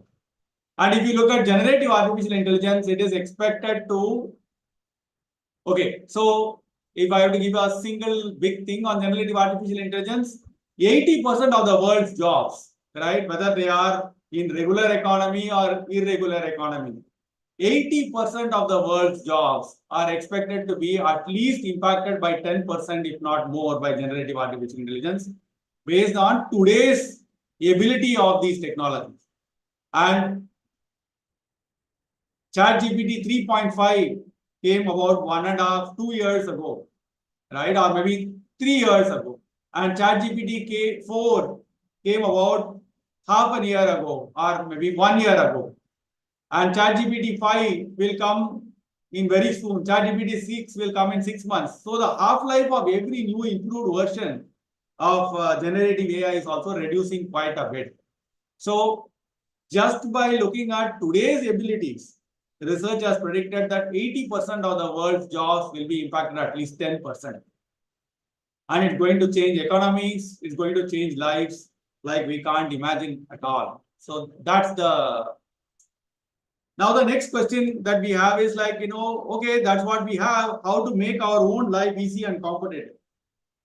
So Anurag talked about this, using more of analogy. If I take HR, right, I think at the bottom, you have the degree to which that stage of the human resources function will be disrupted. And the legends are there. So if you have a full circle, that means 50% of the effort spent by humans in that job will go away.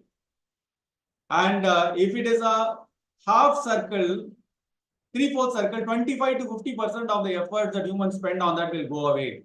And if it's a half circle, 10 to 25% of effort that humans spend on that will go away. And if it's a quarter circle, less than 10% of the effort humans spend on that will go away. And that again is based on today's view of life. And tomorrow, as technology improves, which it is improving every 2 years, 1 year, 6 months, and at very accelerating pace, and you can imagine what all will happen. So there is, in the short term, going to be job losses. And it's going to have a lot of effect, and a whole set of policymakers and planners are really worried about it. And what should we do? So, but how do you then understand, like, where do you start? So, Harvard Business Review in their September 23 edition published a very nice article, and which I thought is a very good way to think about where to apply generative AI. And I think they created a 2x2 framework, and they call it the WINS framework. And it's important to understand what WINS means. WINS is how much in your job you use words, images, numbers, and sounds. That's WINS. Words, images, numbers, and sounds. So if you are a teacher, you use words, you use numbers, you use sounds. Images you may not use too much, but yes, you may use some amount of that. And if your job has a high WINS in it, and if it is already digitized, you are already using computer tools to be able to do that, then if your WINS work is high and the percentage of your work that is WINS is high and WINS work is digitized, then you can expect in 3 to 5 years, your work is going to be really transformed. So when you look at your own work and ask course material preparation, how much of wins it has got? It has got a lot of wins, right? And is it digitized? Yes, I use computer tools to prepare course material. And therefore, it is in what is called as in the crucible kind of situation. So similarly, for an organization that is already automated in its talent acquisition life cycle, so that is the percentage of wins work that is digitized today is high for those organizations. And what is the level of wins work? Yeah, interviewing is high wins work. It's words, images, numbers, and sound. Right? Assessment is wins work. Candidate interest check is wins work. Scheduling is wins work. Writing JD is wins work.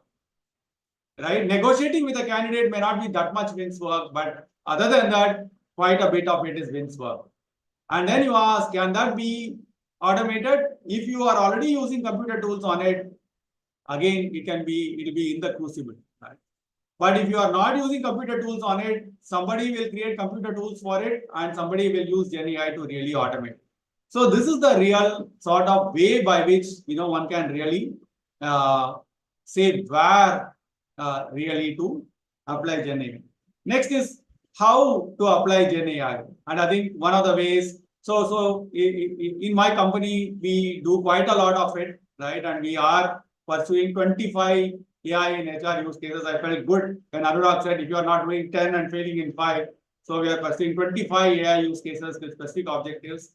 And the way we select those use cases to say that what are the work activities on task and how much generative AI can reduce turnaround time and how much generative AI can reduce effort spent and how much generative AI can increase the enhancement of experience of the user, of that service. So we use that, and then we ask a second question saying, how much will generative AI be able to do this job? Right? Depending on the amount of wins work, AI feasibility will be very high. So these are the impact potential, and this is the generative AI feasibility. And based on this 2x2 matrix, we say this is the place. And then, of course, there is business benefit, right? And say what is the number of users that it is impacting? What is the dollar value it is impacting? And that is the way we have tried to answer the question how. So where and then how. And when we look at how, we basically try to look at, say, share of impact and a rating of what GenAI did, and then say, therefore, in these areas, we need to really use generative AI. So this is really how we have tried to navigate this space. And I guess I am on top of the hour. Am I right, Ms. Rupa? Yeah, my time's up, right? Yes, so sir. that is the way we are looking at. My thing is that generative AI is a big boon, but it is upon us to lead the world to make sure that people are not left behind in this transition. And that is where educational institutions have to equip people to be GenAI ready when they go to work. And this is how probably a lot of social security have to happen to be able to take care of people who will not be able to reskill at that level. So the government of the United States, for example, is considering a high tax on GenAI usage. Because as a business, you are going to use this and going to earn a lot of money. And for me to permit you to use this, either you reduce the price at which you give those products and services, in which case the cost of living goes down, or I would tax the profit you make using these GenAI systems as a company and then redistribute it as part of my social security. So if people are out of the job, I will give them money so that they can sustain themselves. So that is the kind of forward thinking and planning that governments are doing to be able to tackle the societal disruption. And to make sure that these things don't manipulate us and create. So European Union has come up with a very strong framework which says what is the criticality of the application and impact. And based on that, they are asking people who use AI to be able to do those jobs to certify, saying that if the criticality of the outcome is very high, you are making a life and death decision, then the amount of audit you have to do to certify that I can now use AI without fear that it will go wrong. So the level of audit is also correspondingly high. So that's how things have happened. And this is a International Labour ILO study which says how different professions are going to be impacted by GenAI, today's version of the technology. So it's a extremely rapidly evolving field, and one in which has many-sided implications. It's like electricity. We don't know what will happen next. And it is incumbent on us to provide the thought leadership and the moral leadership to be able to carry the world and everybody along in this journey. There I will stop, and thank you so much for inviting me in today.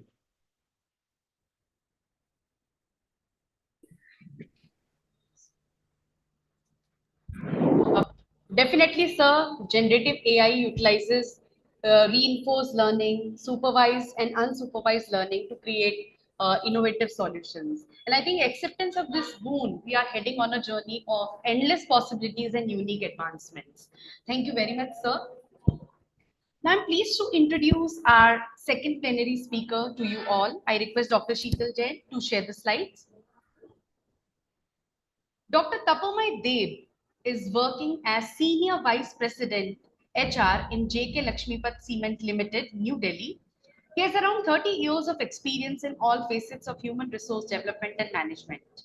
His 7 professional certifications include accredited management, teacher, certified trainer, organization development, certified professional, certified executive coach, certified PDP administrator, 360-degree assessment certification, value-centered leadership certificate, etc. He is empaneled PhD and MPhil guide, examiner, and visiting professor. He is author of 13 MBA textbooks, 13 derivative books, and has published 60 plus research papers and articles in management journals and magazines of repute. He is recipient of ISTD Book Award, Commendation Award for 2009 and 10 for his textbook Managing Human Resources and Industrial Relations. His areas of interest include performance management, talent and leadership development, learning and development, and organization development. I invite Dr. Dev for the deliberation. Over to you, sir. Thank you.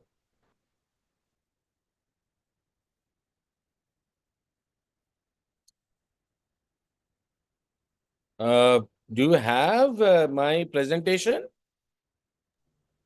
No, sir. Okay.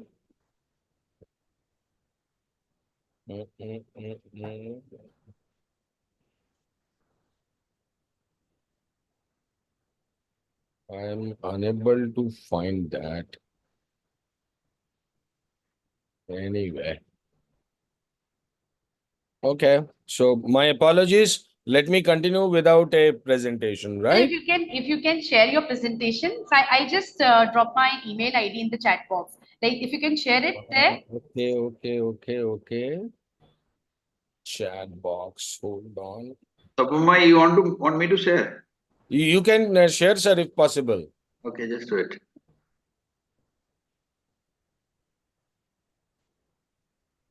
Did you email me? Yes, I sir. emailed you. Okay, sir, I have shared my email ID in the chat box.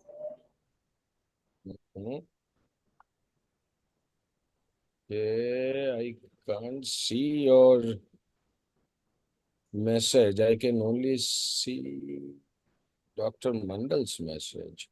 Should I write hi? Can you see mine? No. Just a minute, sir.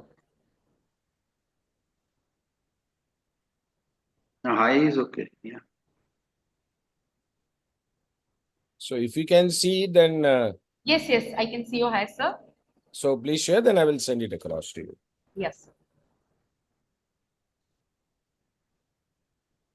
Did you send me an email? Which address did you send it to? Huh? I don't see. You sent me by this one. Uh-huh.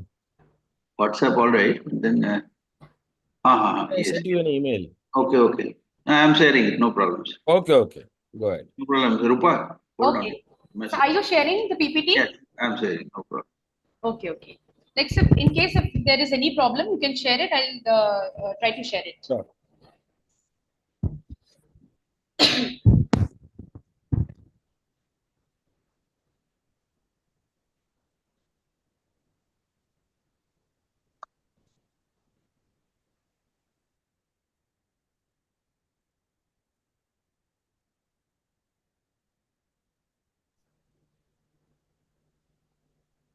Is it coming?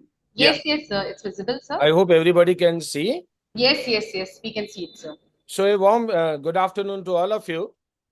And I'm only building on what the other learned speakers and invitees talked about. So the applications of artificial intelligence in the domain of human resource management is quite widespread.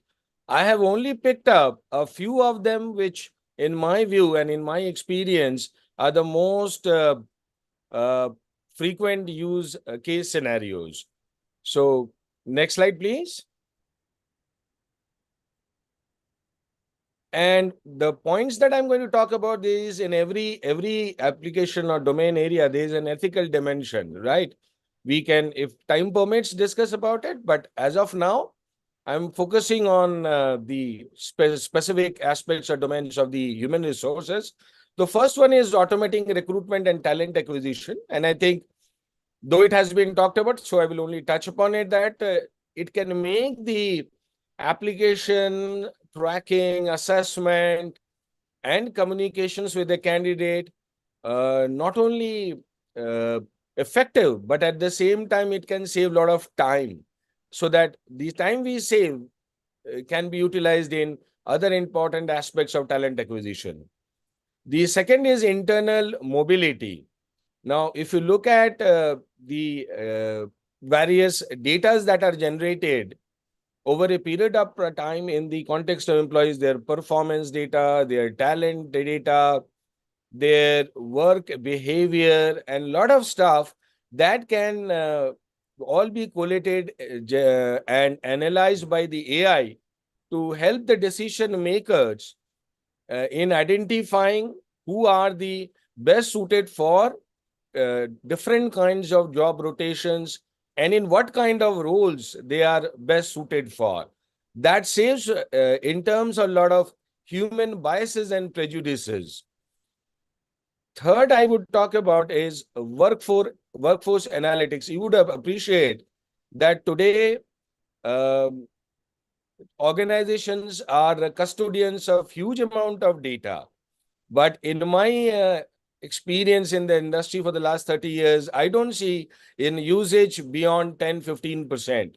All of the 90 or 80, 90% of the data probably remains in the systems, in the hardwares, or in some printed sheets, but many of them are not practically utilized to take decisions on how to create greater engagement in the employees, which is today the single most reason of driving performance and productivity. As we move more and more towards the digital era, where technology, along with the human intellect, is the driving force behind it. Next, please. Yeah. Now, if you would look at the performance management, now AI can help us with a lot of decision points in terms of not only the individual's capability or competency building, but also finding out who are best suited for certain roles, helping the decision makers, organizations, management, HR, CEOs with valid data points to see that what kind of upgradations in skills, competencies they require. And this will be particularly important in a dynamic scenario like that we have today and tomorrow, where technology is changing so fast that I can use the word that technology is actually thriving on the horizon, which makes it important to see what kind of skill gaps in the future possibly we need to capture and understand today so that we prepare our workforce for the tomorrow. This is in addition to the productivity and other enhancements that it brings with. The fifth point is real-time feedback. So all these employee information, data, behaviors help us with giving people a real-time feedback as against the traditional feedback once in a quarter or once in a half year, or most likely scenario, a feedback after a year. So if the feedback is in real time, the corrections are also in real time. And that gives an edge to not only the employees to improve, but to the organizations in such a competitive scenario where time waits for no one. The next I would talk about is the employee engagement and retention. We are seeing today that this generation is very clear what it wants. Unlike at least my generation, where we thought of continuity, job continuity, organizations continuity in a different perspective and paradigm. And today's generation, the Z generation considers in a different paradigm. So the point here is to see not only an early indicators of low engagement, but to also ensure that we capture on the major actual reasons why people uh, tend to think of quitting before they actually quit. Because think of quitting is the diagnosis, and when they quit, where there is organizations can really do very little to stop them. Even if they stop them, since the things do not change much, they will leave after 6 months. So the question here is to understand what is the diagnosis that we can do through AI to understand the things as an organization, as HR or CEOs, we need to look into to change, improve, modify, or maybe sometimes dispense with, so that we meet the expectations and aspirations of the new generation as well. I'm not showing only the Generation Z, but in today's context, and particularly in tomorrow's context, we would be a witness to three generations working together, and each generation has certain value systems, certain perspectives, and certain paradigms. So how do we integrate them very well in an effective way is the key to organizations' continuity through people retention. The next I would talk about is learning and development. I think a lot of my revered colleagues have talked about it. But besides providing different platforms for self-initiated learnings, helping in identifying the skills and other gaps, this can be, AI can be the master stroke in terms of helping people to develop a knack for learnability and helping organizations to develop contents which are not only contextual, but they are also, I would say, contemporary in terms of preparing people for what we call future-ready organizations. The next is workplace safety and hazards. Many of the accidents, we all track, near miss accidents and all, but probably AI can get us a step ahead of identifying the potential, areas where possibly accidents can happen, and plug those gaps much ahead before we actually go down to the finding out the near miss accidents. I think this way we can save a lot of lives, particularly in the manufacturing sectors. I talked about employee productivity multiple times, but today, if you look at it, it is not just the workers or the typical workforce, or not just the managers, but a lot of intellectual people's productivity is increasingly under the scanner because of the increased competition and the pressure to take a lead and stay ahead in the competition.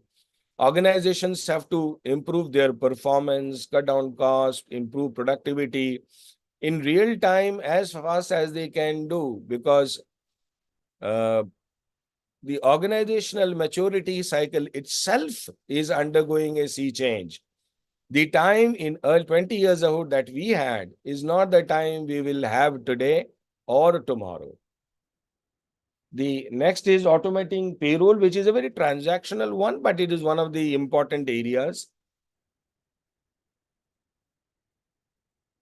And I think salaries, taxes, India being a very diverse country has different states having different taxes, like some states have professional taxes, many states do not have. So these are best managed in an automated manner by the AI. Next, sir.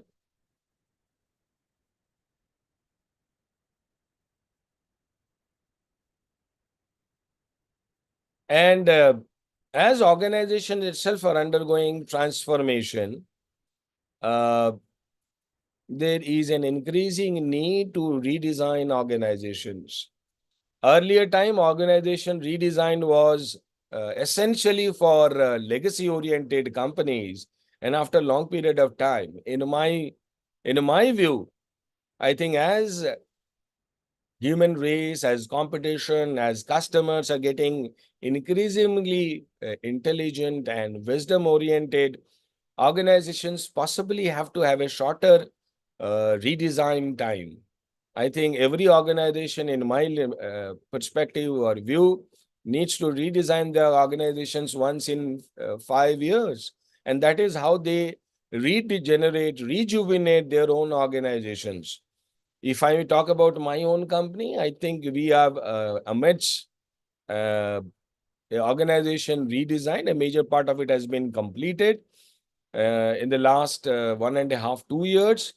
And we see that our cycle of redesign should be in the next 5 years from now. Now, organizations since are essentially social networks. So there is a lot of communication which happens across employees. Some of them are key influencers, some are opinion leaders, and AI can actually analyze all these data to understand besides the social media data, the patterns in communications and what kind of inputs we are getting from it, whether it is social, intellectual, even political. That will help the organization, these data from the informal networks, to create systems and support and understand what is the best strategy as far as people management is concerned. And the last is that I think communication even today remains one of the pivotal framework or pivotal to any organization's sustainability and success.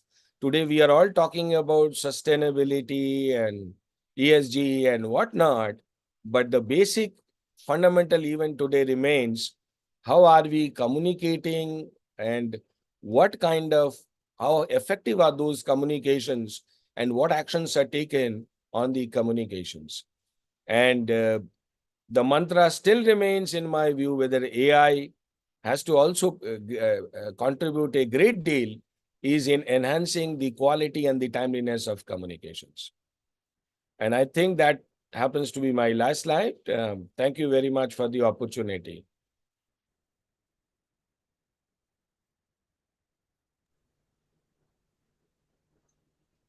Thank you, Dr. Mandal. Thank you. Thank you, sir. Thank you, sir, for an insightful talk on AI application in HR. I think what sir has said, that balancing innovation with responsibility is key to harnessing AI's full potential for transformative HR practices. Thank you once again, sir. Thank you very much. Now, as we draw to a close, to close this insightful plenary session on artificial intelligence, subject that has captivated and challenged us in equal measure, I would like to extend my deepest gratitude to each and every one of you. Your presence here today has enriched our discussions, bringing forth diverse perspectives and invaluable insights. In navigating the complex landscape of AI, we have delved into its potential as both a boon and a bane, recognizing its transformative power. Through thought-provoking exchanges, we have explored the opportunities it offers for innovation, efficiency, and progress, as well as the risk it poses to privacy, employment, and societal harmony. I extend my heartfelt thanks to our distinguished keynote speaker, Mr. Anurag Malik, and panelists, Mr. R. Anand and Dr. Tapomay Dev, for sharing their expertise and wisdom. Your contributions have been instrumental in shaping our discourse and charting the path forward. Thank you once again, sir. Now we are entering the last segment of today's conclave, that is panel discussion. For this, I hand over the proceedings to Dr. Amit Joshi. Over to you, sir.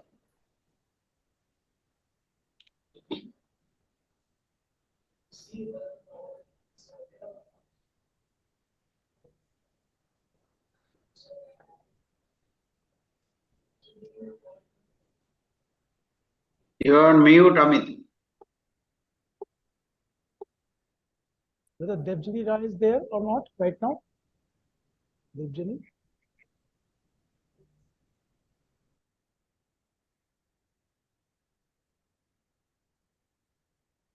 I can see Devjani Roy, but just 1 minute. Okay, ma'am, that is also. No, I can't see. Yeah. Just check it.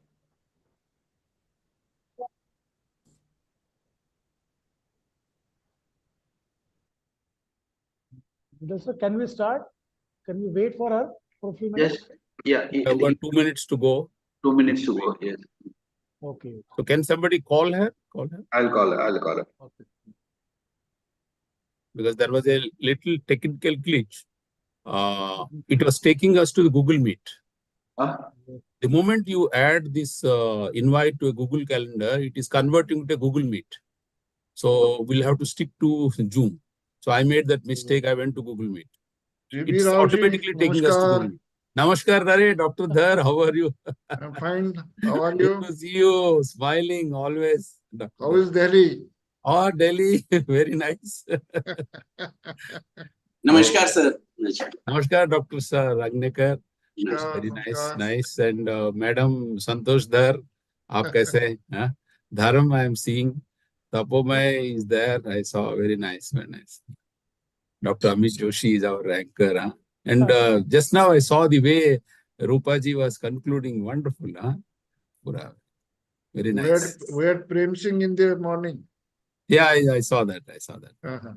So someone, okay. I think her laptop had a certain issue because she had given a message in the group. Okay, okay.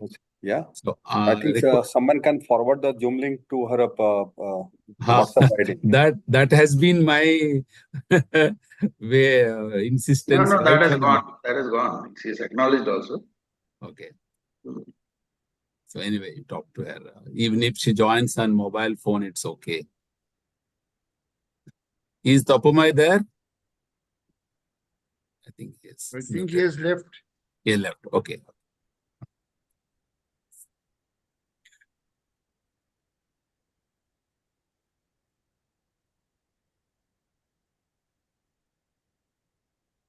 Devjani has just joined. So let's give her some time. She has just joined. Yes, yes. Hello, good afternoon. Good afternoon, Dr. Devjani. Good afternoon, welcome. So you got two connections, Devjani, I can see. I have two connections. Oh my God. Yeah. So no, it's fine, it's fine. Now it's one. Oh, okay. Thank you. So good to see you. Now, Okay, sir. Okay. Yes, I'm Dr. Joshi.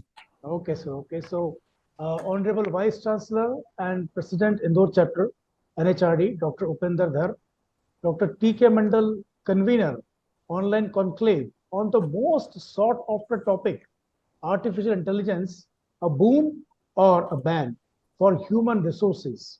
I, Dr. Joshi, Master of Ceremony, welcomes you all at the panel discussion. I would like to give a brief introduction of the chairperson and moderator of the panel, followed by the introduction of eminent panelists. This panel is an amalgamation of industry and academician. I'm just sharing my screen.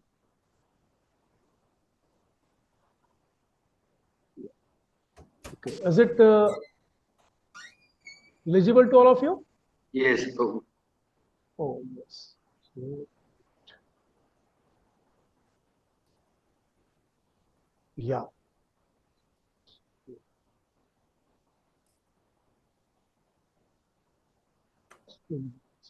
Yeah. Dr. G.P. Rao has spent 37 years in HR and General Management with SAIL, JK, Birlas, and RIL in India and Malaysia. His consultancy since 2014 includes business coaching, leadership development, workplace synergy facilitation, strategic people advisory, tech-driven learning and development, and inspirational speaking. GP, as fondly known, is qualified in commerce, public administration, social work, and business management. Dexterous with assessment tools of Myers-Briggs type indicators, occupational personality questionnaire, safety and homologation laboratory, human edge etc., and an honorary PhD. He has received several awards, including Outstanding Contribution Award from NHRDN HR Professional of the Year Award, HR Leadership Excellence Award at Singapore, Achievers Award at Colombo and in New Delhi, and also got facilitated at the Silver Jubilee Conference of National Human Resource Development Network.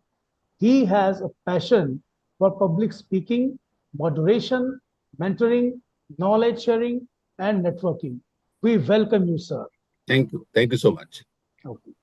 Dr. Santosh Dhar, Rector and Dean, Faculty of Doctoral Studies at Sri Vaishnav Vidyapith. She has been engaged in teaching, research, corporate training, and consultancy for the last 42 years. She has widely published her work and has more than 394 publications to her credit. Her earlier assignments have been Professor, MIT Business School, MIT University, Greater Noida Campus, Professor, Institute of Management and Dean Research, JK Lakshmipat University, Jaipur, Senior Professor, OB and HR, Jaipur Institute of Management, Jaipur. Many research scholars have been awarded PhD degree under her supervision. She has designed and conducted management development program for the executives of several business houses such as Grasim Industries, JK Tires, Bridgestones, Hindustan Motors, ONGC and GAIL, to name a few. She has been on the panel of reviewers of Oxford University Press and Tata McGraw-Hill. She visited several countries for academic engagements. We welcome you, madam. Sri Dharmarakshit is a distinguished global human resource leader with an impressive academic background from prestigious institutions like Xavier Institute of Social Services, Wharton School of Business, and Ericsson Coaching International. Throughout his illustration career, he has been a driving force in driving positive change and innovation in HR practices, making significant contributions to renowned companies like Aditya Birla, Tata Steel, Coca-Cola, Cadbury, Godrej Industries, and L&T Constructions, currently holding a prominent leadership position at Hero MotoCorp. He continues to make a significant impact on the organization's success through his visionary HR leadership. He possesses expertise in various aspects of human resource management, including talent management and development, organization design and structure, HR strategy and culture, and risk mitigation and governance. He actively contributes to HR community through participation in prestigious committees such as NHRDN, CII, and PHCCI, sharing knowledge and best practices to nurture HR capabilities and build a stronger HR community. Beyond his professional pursuits, he takes on the role of a mentor, guiding and inspiring young talents to unlock their full potential. His diverse interest in traveling, cooking, and photography reflects his passion for exploring new cultures and cuisines, capturing the beauty of the world through his lenses. We welcome you, sir. Dr. Devjani Roy, the human resource and learning and development professional with 29 plus years of corporate experience. Devjani Roy is known in the industry as a truly transformational HR stalwart with a career profile to match a strong, become administrator and authentic people person. Devjani has doomed many professional heads in her near 3 decades long management career. A postgraduate in management studies from FMS Delhi University, besides a master's in international relations from JNU. She chartered her career across organizations such as Nalco, Bharat Enterprises, HCL Tech, Wipro, Bentley Systems, Pinoy Travels, SRL Diagnostics, that is from Fortis Group. She had demonstrated leadership traits very early on in life, right from school and college days. At 24 years of age, she was already a regular TEDx speaker.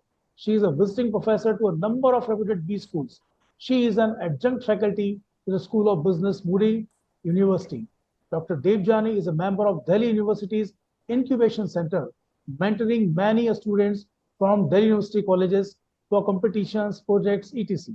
Social mentoring in Devjani's current position with a special focus on women. Financial literacy and empowerment of women is her current focus and social mantra. Madam, we welcome you as a panelist. Dr. Rangnekar, Professor Santosh Rangnekar, Professor, Higher Academic Grades, Department of Management Studies, IIT Roorkee, Associate Faculty, Department of Design and Joint Faculty at Center of Transportation. Dr. Rangnekar has been teaching managerial practices and organizational behavior, principles of management, human resource management, technology management of international dynamics, knowledge management and labor laws and industrial. He has conducted more than 100 training programs for industries and academia worth more than 10 crores, among which prominent are one Flipkart training program on ER/IR certification program for HRBBs as principal coordinator, LEAP 1 and LEAP 2 leadership for academicians program jointly with Michigan University, USA, sponsored by Ministry of Human Resources. A total of 32 PhDs have been awarded and 4 are pursuing, 217 publications till date, 115 research articles published in various journals, 87 conference proceedings, 2 books published, 2 books have been edited, 7 books reviewed. Further, he has been visiting to so many institutes apart from India. Prominents are National Institute of Development Administration, Bangkok, Chung Ang University, Seoul, Korea, University of Huelva, Spain, Kenzai University, Osaka, Japan, DSI, Washington, DC, USA, Kenyatta University, Nairobi, Kenya, National Taipei University, Taipei, Taiwan. We welcome you, sir. So before I hand over proceedings to GP Rao for a keynote panel flow by Dr. GP Rao. Over to you, sir.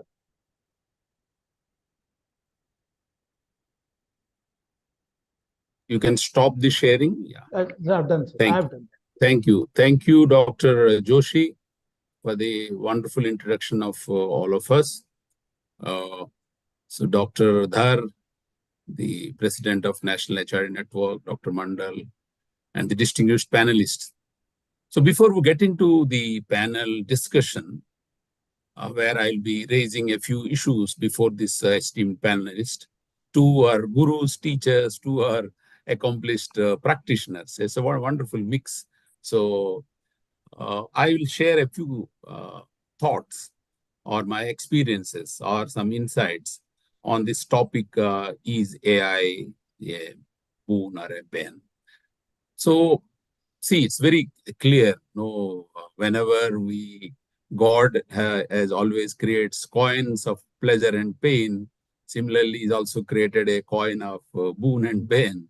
So everywhere, whatever we do, when you increase the speed of an automobile, there is always a risk of an accident. So whenever we do the too high, so the visibility becomes poorer. So it's very natural, very natural. But specifically when we are talking about using in human resource management, I see 3 distinct benefits. Some of will be validated by our panelists today. They may add to the list. Number 1 is it brings certainly efficiency, effectiveness of human resource management, because it brings in speed, brings in scale, brings in accuracy. Very, very, very clearly, it's one benefit. The second benefit, according to me, is the data-driven insights. Over a period, we always take decisions based on kathya, perception, what has been told to us. But the new gen, they want everything based on satya, the truth. The difference between kathya and the satya is the tathya, the data, the information, the validation. So there AI will get us the insights of data, data mining, data storage, data referral, data analysis, data dashboards. So that is very, very important addition AI brings.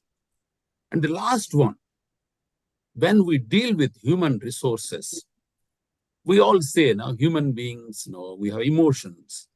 We have some likes, dislikes, whether we like it or not. the likes and dislikes, when get magnified, they become biases.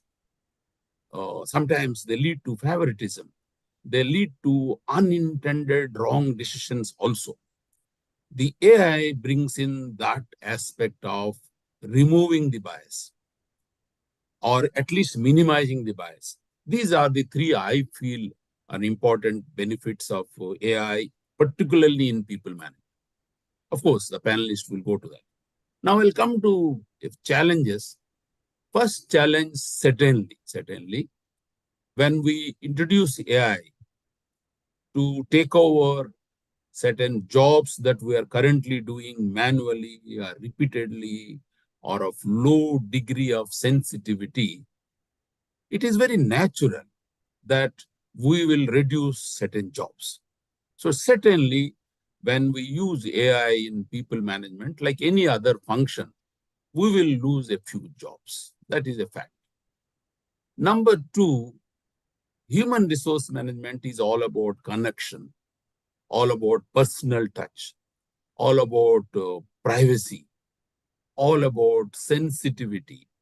So whenever we use a machine, whenever you use a non-human tool, the privacy is bound to get lost. It is very natural. So we should be conscious of this aspect that things will be more transparent than required. Things will be more open than desired. So this the third. The third bit is in the connection issue. When we deal with a person in person, that brings a connectivity, a personal touch, an emotional connect. When you deal with a person through a machine, through a tool, there's bound to be a small dent on the ethical part of it, the moral part of it. So these are the 3+3 I am doing. Just to kind of bring about one challenge before the panelists is the new age, the new gen want everything very fast. They want personalization. They do not want one common policy for all. So that brings definitely, AI makes it easier to bring that speed, bring that accuracy, bring that scale. Also, we can make it personalization. But along with that personalization, the depersonalization is happening. So I will call it personalization versus depersonalization. The second one I will call it as, while it is bringing the fairness and unbiasedness, it also adding to the distance. And the last one I would like to say is, when it increasing our reach, it is increasing the distance when you go up. So these are a few initial thoughts. I will just, instead of giving a keynote, I put that. I will rather discuss more about the panel format.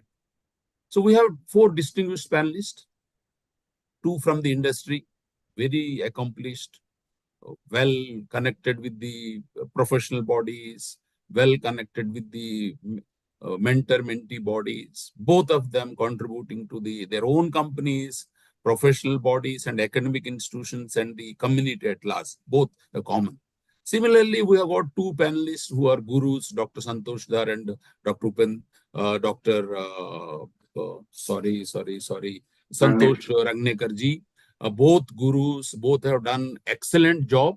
Both have this, I have seen, gone through their records and talked to some people about them. Both have got industrial connect. Like our both Dharam and Devjani has got an academia connect, both Dr. Santosh Dhar and Santosh Rangnekar have an industry connect. Very wonderful. Your core is academics, but you have an industry connect. In another case, your core is industry or practice, but you have an academic connect. So we are not out of place.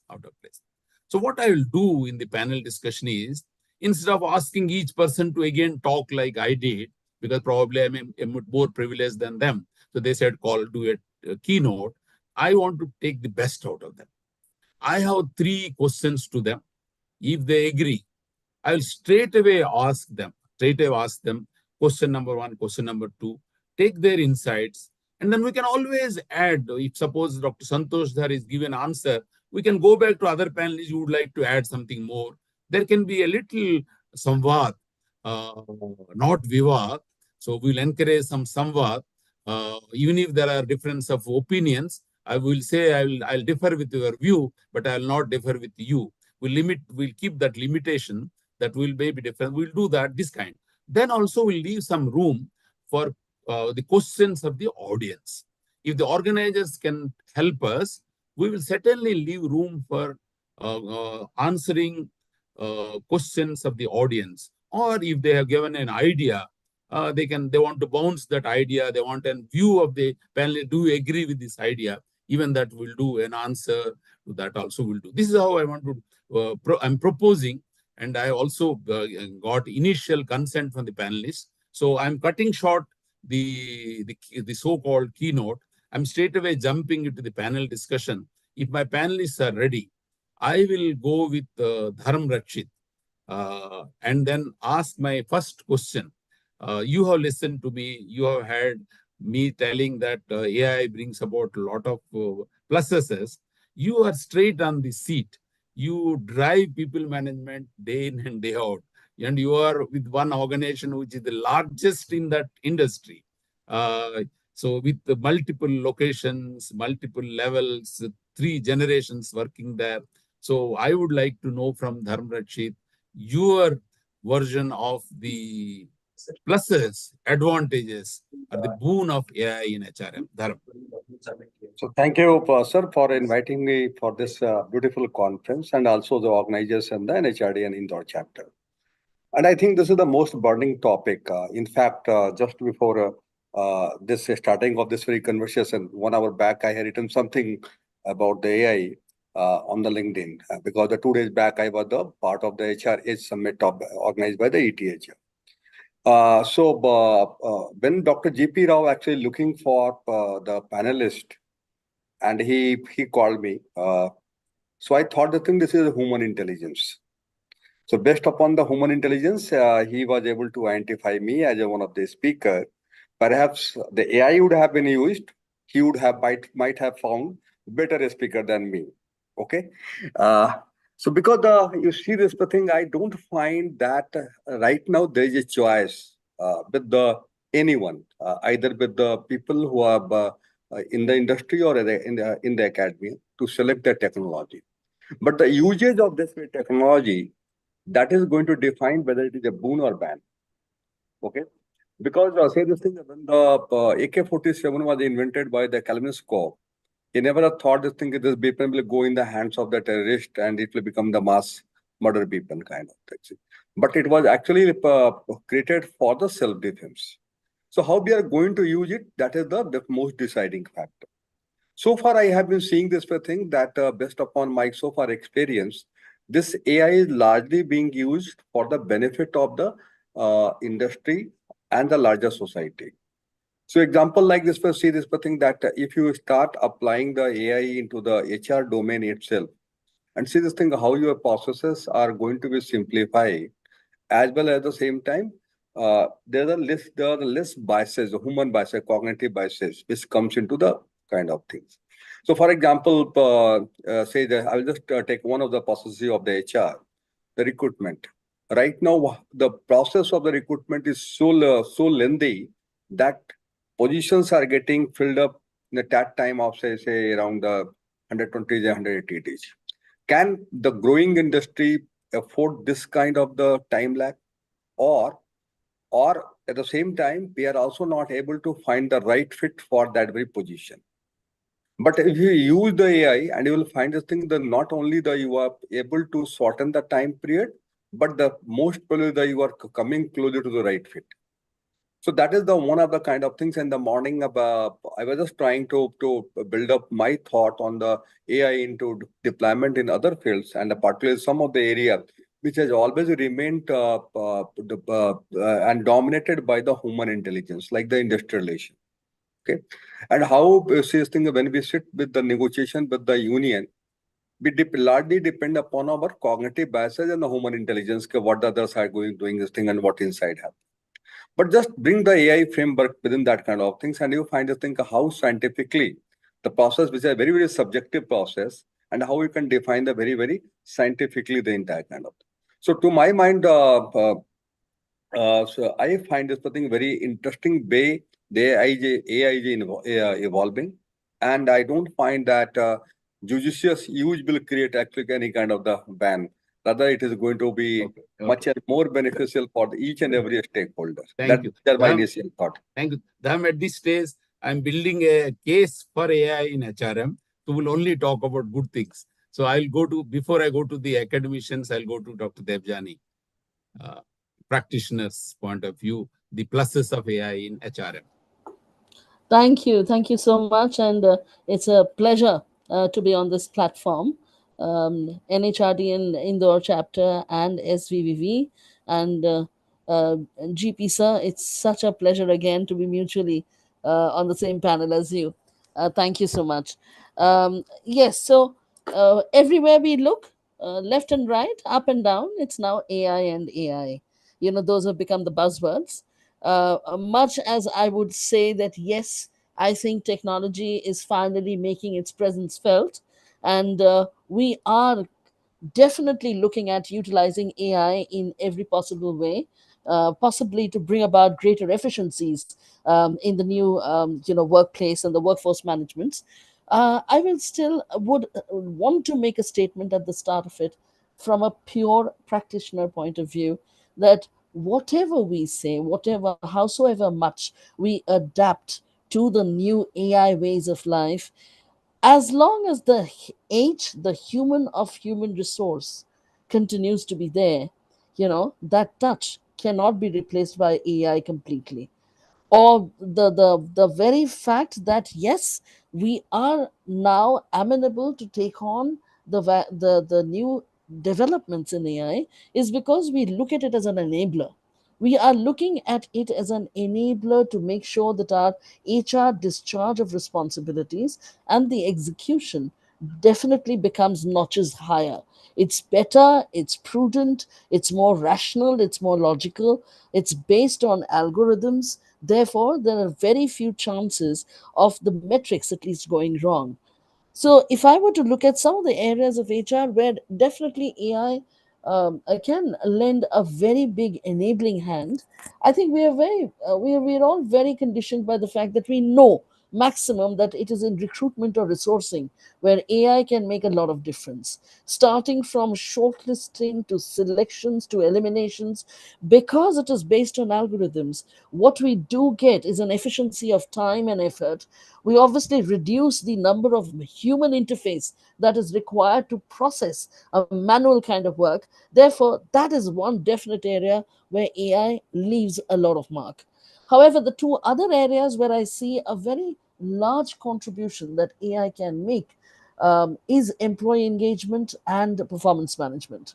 When we talk of employee engagement, a lot of us still continue to say it's our gut feel.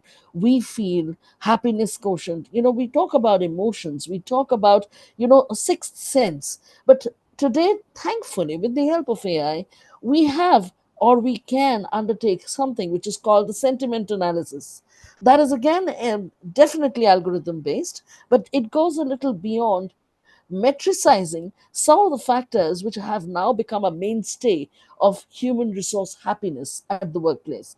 When we talk about sentiment analysis, we're really looking at taking the entire database which is there and churning it to give us certain inferences, which is part of decision making.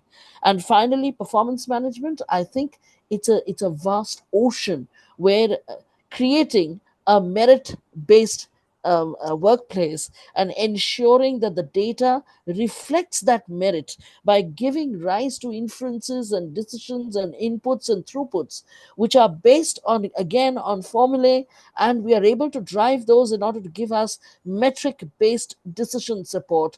I think that's another area where the HR functionality definitely can gain a lot out of use of AI.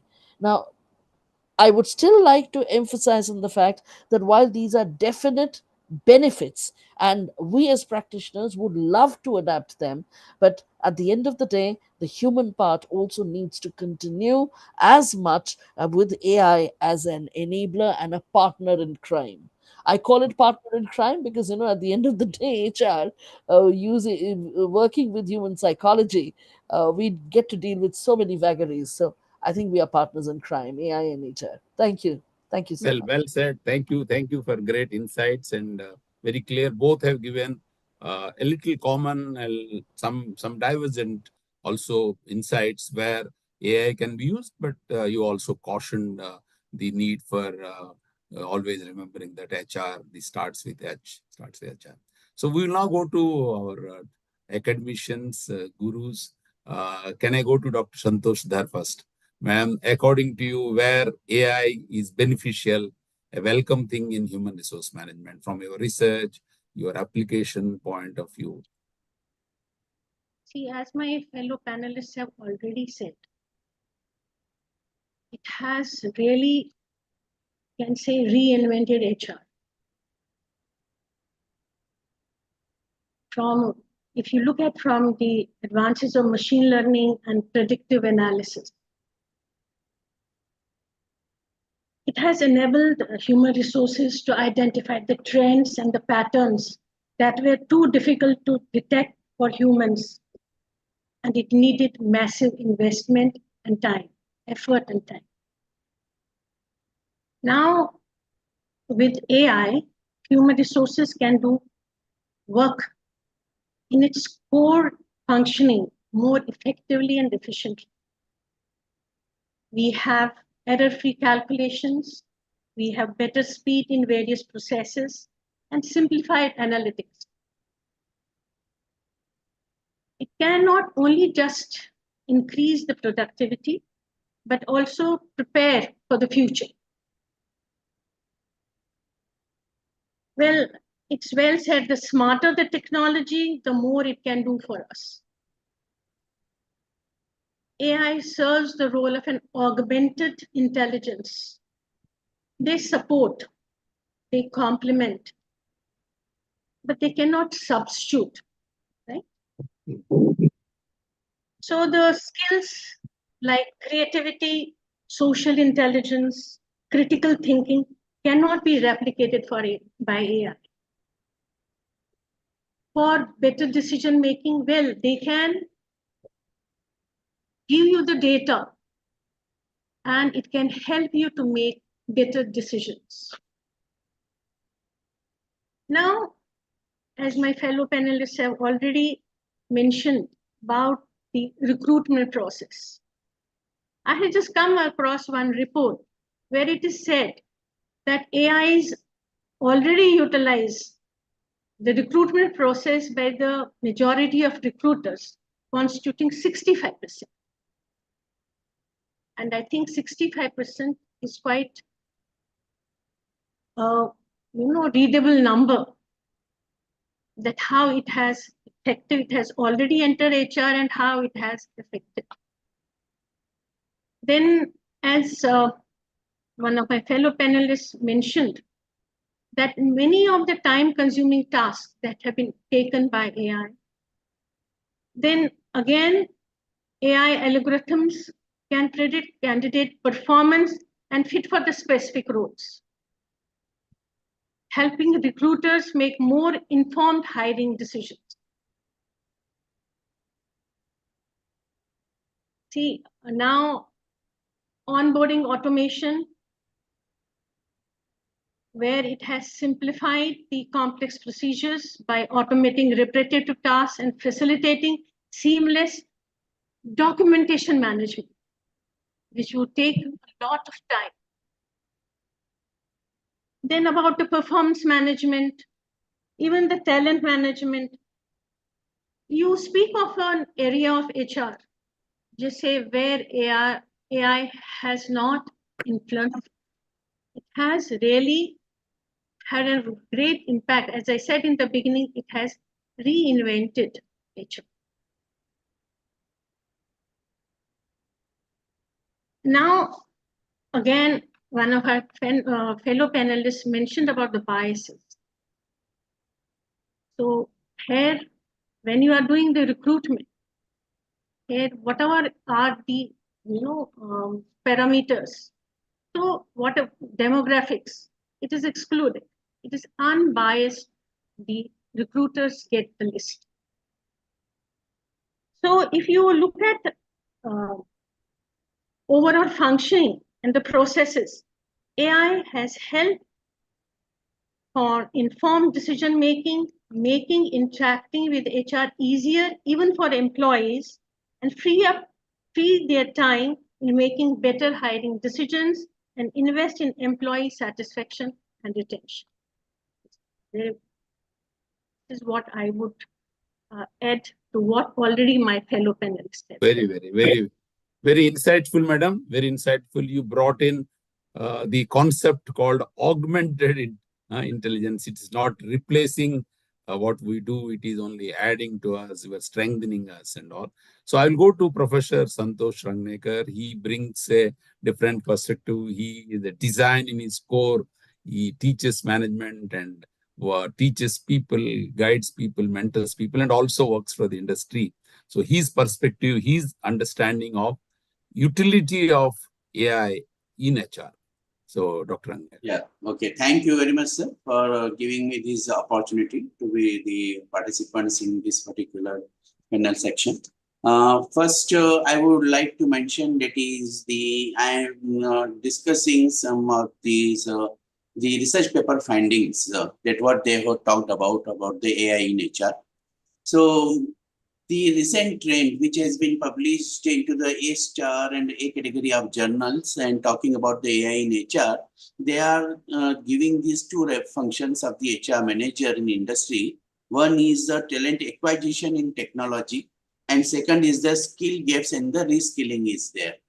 So when we are talking about this talent acquisition, so ATS, application tracking scheme, that is becoming the very important. That is the number of applications which have been received by the multinational companies, and then they identifying the talent out of that, where the thousands of applications are there. So AI has played a very important role to identify the relevant profiles are there.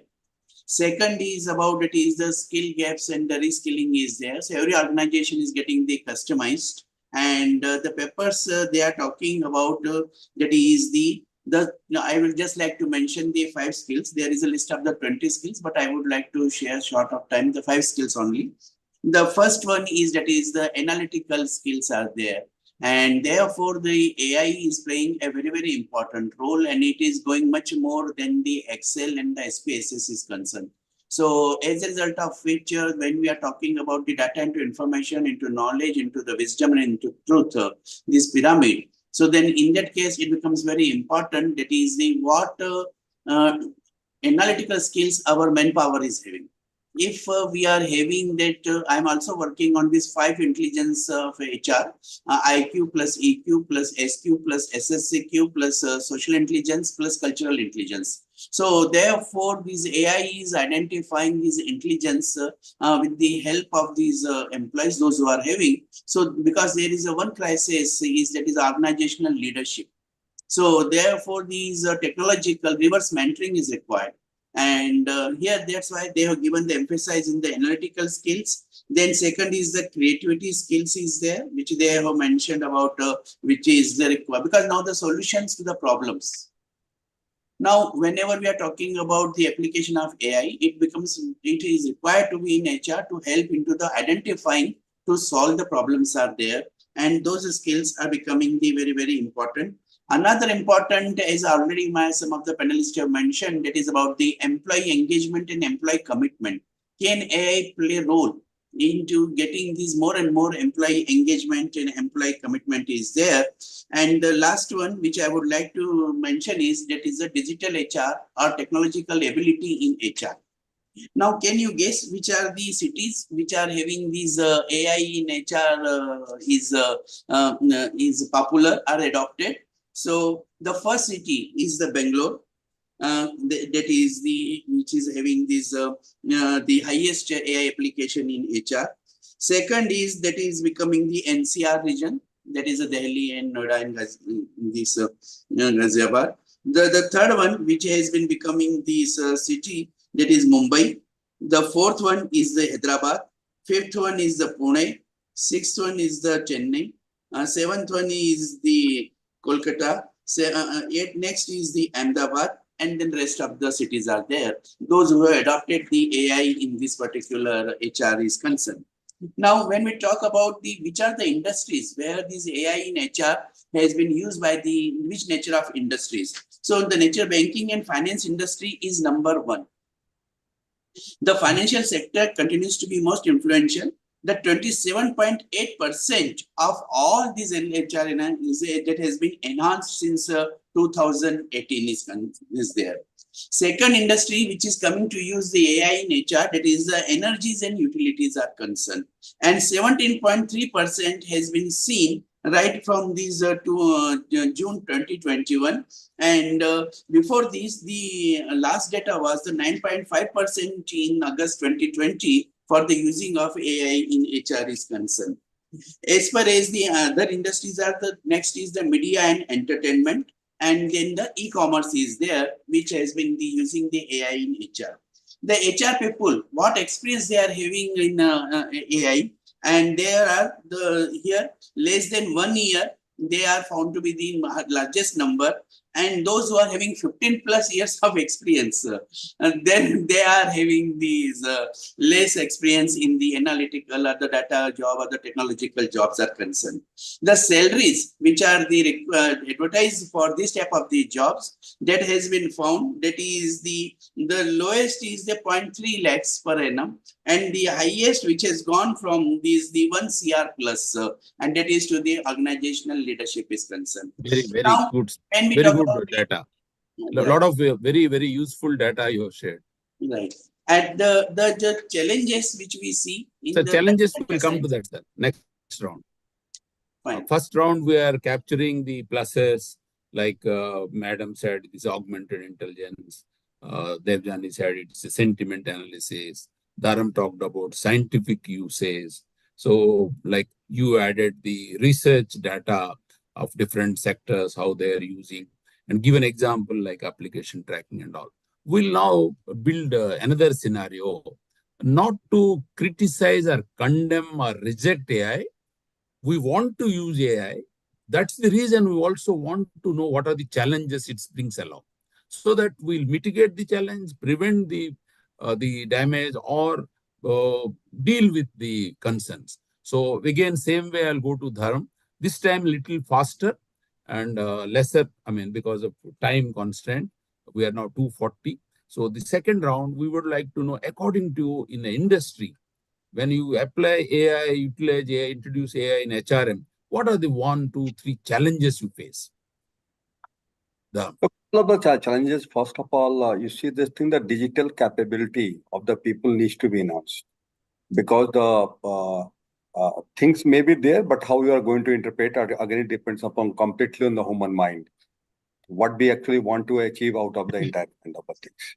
So first of all, the digital capability and literacy needs to be enhanced. Second, the sensitization, because as you mentioned in the opening remarks, normally in any industry, you find this thing, the 3 generation people are working, and the old generations are always like addicted to the old way of the doing kind of things. So that kind of sensitization and that kind of the education needs to be given to them, so that they start embracing this way technology rather than seeing this thing as becoming oppositions. So it is an entire change management process where the compelling business need needs to be first to be, and then the sense of urgency needs to be brought in, so that you find the thing, the entire framework of and the journey plan has been locked, and each and everybody is sinking to actually to go ahead with on this way journey. That's all from my side. Okay. As you mentioned very quickly, I have to. No. You are always, you always can change gears and adjust to any situation. That's the strength that Dharam has got. Dr. Devjani, you hinted that AI might damage the H of HR. You just hinted. So would you like to elaborate on that? It really has an issue? Yeah. Well, GP sir, it's too early days yet to be able to conclusively say that yes, there is a very big issue.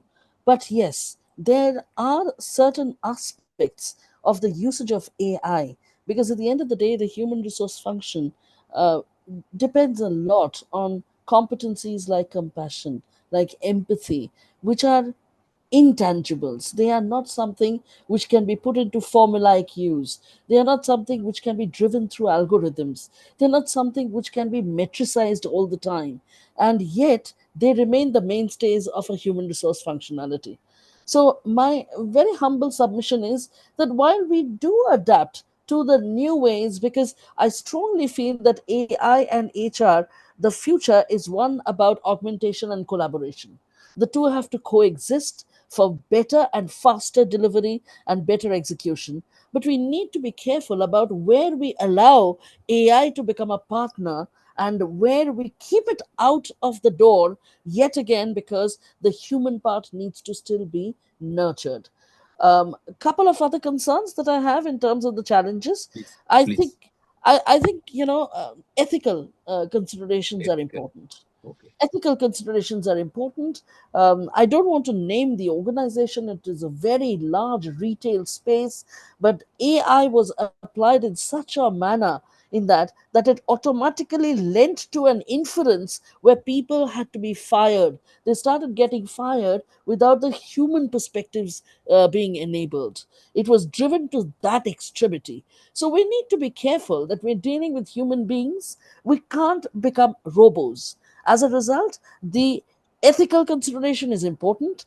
Transparency is another area, because today we are dealing with knowledge employees. We're dealing with workforce managements which are transparent, which needs to be transparent, and everything needs to be palatable, adjustable, and acceptable to the workforce. Therefore, when we use these kind of terminologies, it's important that we apply AI, but we only adapt those positions which complement these kind of situations. That's what I'd like to add here. Thank you. Thank you. I'll go to Dr. Santosh there. Ma'am, from your perspective, your experience, do you think AI brings along some challenges and concerns along with the benefits? Yes, definitely. The first thing which was mentioned earlier by Mr. Dharam is about the reskilling, right? You have to reskill the people, because with AI can eliminate certain types of works.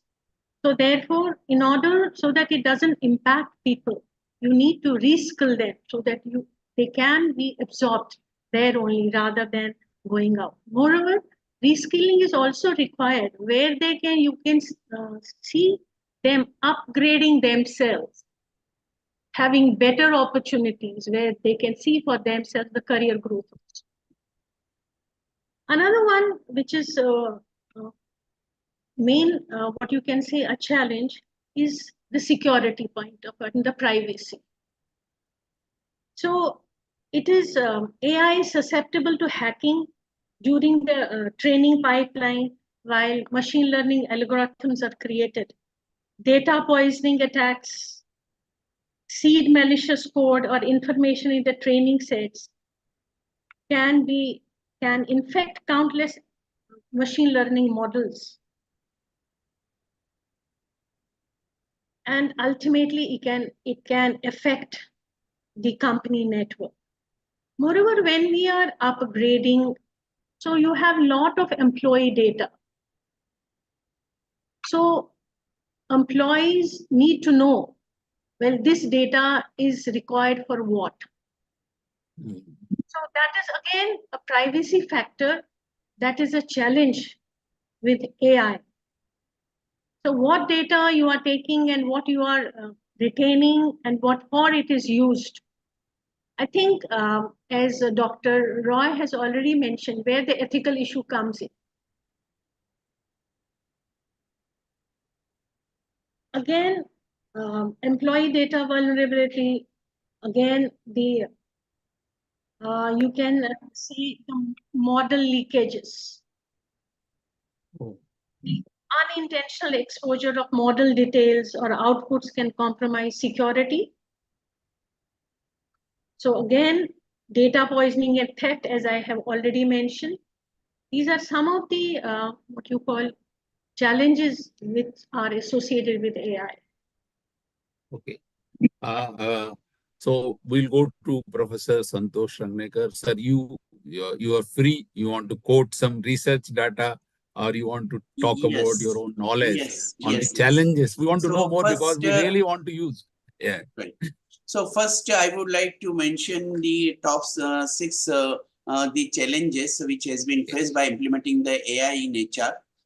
Some of them have already mentioned by the speakers, but because that data is like this. That is the first is the bias amplification is becoming a very important, and it requires a careful attention, because if you are using these AI, then definitely it may have the certain discriminations, and algorithms are to be properly designed. So if algorithms are not properly designed, the AI may take you in a very negative way.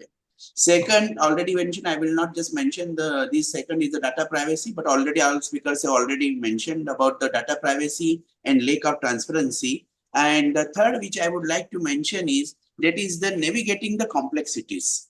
So it is becoming very important. That is, whenever you are making these HR practices in the organizations, and you will require to integrate and hybrid or collaborate that what is required to the HR intelligence with these artificial intelligence. And that will be these complexity that has to be handled very carefully. Otherwise, it will not be the boon. It will be like there can be again question will arise whether it is a boon or bane is there. And the advices for the handling this that I will talk later. That is how to summarize it. Right. So you saw talking about a new thing you said is the biases arising out of the algorithm. The algorithm can make mistakes, no? Right. That's a new thing. And then of course data privacy is commonly arising out of it, and this navigating the complexities and all. I mean, as a third party, listening to four of you, I feel that despite the challenges, AI is good because AI will bring efficiency, AI will bring speed, AI will bring the scale. Then it makes life easier. So you can reach faster, engagement you can use, you can do tracking, you can, lot of things we do. So probably the panel should do justice. If AI has to be leveraged and AI has to be internalized, so what are the 2-3 things we should do from a system point of view, from a skill point of view, and a mindset point of view? So I'm trying to bring 3 buckets. You can add one more bucket, because as a company, what we should do, preparation and all. And as a skill, what kind of skills required and all. The third is even the mindset. So the whole approach, considering AI as your partner, your integrator, your augmenter, you are not your enemy, not your replacement. So how do we do that? So I think in the same way, we'll start with Dham. Firstly, I will like to touch upon the skill part. Okay. Skilling, reskilling, and the further reskilling, that is a continuous process. And in the terms of the implementation of the AI, that needs to be fastened, because the technology is moving very fast and the people are, I find the thing, getting obsolete to catch up the speed. However, the another kind of thing, the people should not have the apprehension, because I understand this, but I think a lot of the audience, students and other people are also participating in the entire discussion. This would not be becoming apprehensive that the job cuts are going to happen.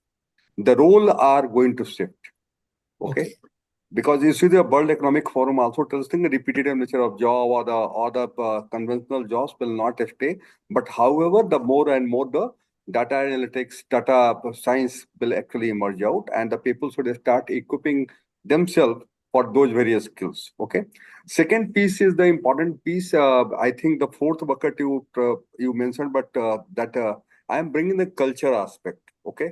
So culture is also important, that the culture, as a culture, you support the innovation and the technology. Your company will always on the top. So culture is culturally where you are. So if you are actually culturally, if you are still trying to operate within the old domain, perhaps it will take a little bit longer period of time to implement the entire strategy of and the implement the kind of thing. But however, the culturally, if you are agile and you are willing to adopt that new technology, then I find this thing it complement and supplement your skilling part. So I'm not touching upon other two aspects what you mentioned. Okay, I'm leaving upon the other my co-panelist to give more light upon that kind of. Wonderful, wonderful. Can I request Devjani to add your tips or your suggestions or your strategic direction, both on the system or culture or a skill or a mindset or anything else, so that we leverage AI? Uh, First and foremost, we have to shed our inhibitions towards technology. Okay. I think HR professionals, unfortunately, have been reticent. They've been slow to adapt to technology, always wanting to rely back on gut feel, sensibilities, sensitivities. It's good to use those words because they are complementary to the kind of empathy and compassion and all of that which characterizes our function. But that doesn't mean, that is not to say that we remain digitally obtuse. I think to become digitally literate so that we are able to make good use of all of the digital developments and the technology driven artificial intelligence, the machine learnings, the internet of things, to actually drive benefit from all of this, we need, digital literacy is no longer an option, it's a must. So I think that is a competence that I would say all the HR professionals, the whole fraternity, the cohorts have to scale up to. The second very important thing is that while we have to be alive to the developments, we have to do that tightrope walking, which I mentioned earlier also, so I'm not going to elaborate too much. We need to strike that fine, thin line walk between technology and where do we become the human part? How do we maintain the human face and make sure that we also drive our energies through it? So that is the second very, very critical point. Third is we are in an age where organizations are into startup stages. They would like to achieve the positions of unicorns. The growth performance is always in multipliers. They are no longer, slow and steady. People are trying to achieve the sky. I think to be able to drive that kind of momentum and to make sure that, yes, your deliverables are strategic as well as tactical on the stream, we have to make a mix and match of what technology can offer us in terms of giving us that kind of a decision support, and where do we actually still to practice the human part of it. So we need to make that mix, and so that ultimately when it comes to proficiencies, efficiencies, whether it's prescriptive, whether it's predictive, or whether it's descriptive, we have the benefit of artificial intelligence in every kind of work that we do. The HR fraternity needs to scale up first in order to be able to adapt to that. Thank you, Devjani. Can we request Dr. Santosh Dhar some insights, inputs, suggestions, recommendations, tips? Well, all of us agree to this, that role of HR has drastically changed from being a policy enforcer to being a value driver. So HR leaders need to define the organization transformation strategy and how people and AI can jointly deliver well. Now, if you look at it, today HR has some new responsibilities because how it can influence enterprise strategy and be a value creator, how it can establish trust in accepting the outputs of AI application, and how it can be achieved. We have to think in those terms. And openness to change by integrating generative AI into work and putting employee in the driver's seat.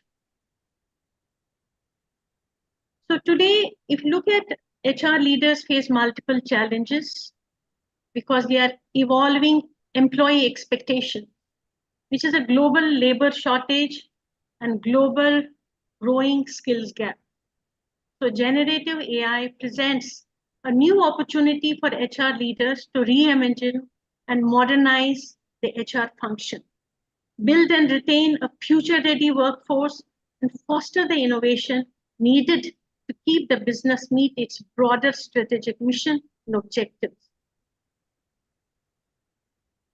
AI in HR can achieve more strategic goals. It can see many benefits. So, since we have already, as our distinguished panelists discussed about how it has increased the efficiency. So what do we as HR professionals need to do? As I said in the beginning, we have to collaborate. So we have to see how we can draw leverage out of using AI in different HR functions. This is what Very nice. Wonderful. Thank you, madam. I think we'll conclude this part with Dr. Rangnekar. Yeah. Okay. Just I will also like to summarize. That is the yes. As all of us agree, it is an unavoidable. The adaptation of the AI is there, but as we understand, the biggest challenge will be for especially the countries, Asian countries like India, development of the manpower, so that we can use in the right direction this particular skill. So this is a development of, there is a huge opportunity for developing the skill. There is a shortage of the skills. Second will be that leadership, organizational, technological leadership is required, who can make the best use of this particular, the opportunity. It is an opportunity. If it is rightly used, it will be the opportunity. And in the case, if we are not using it for these, by avoiding the biasness or the transparency and all, then definitely it will become a hazard for the organization. Thank you, sir.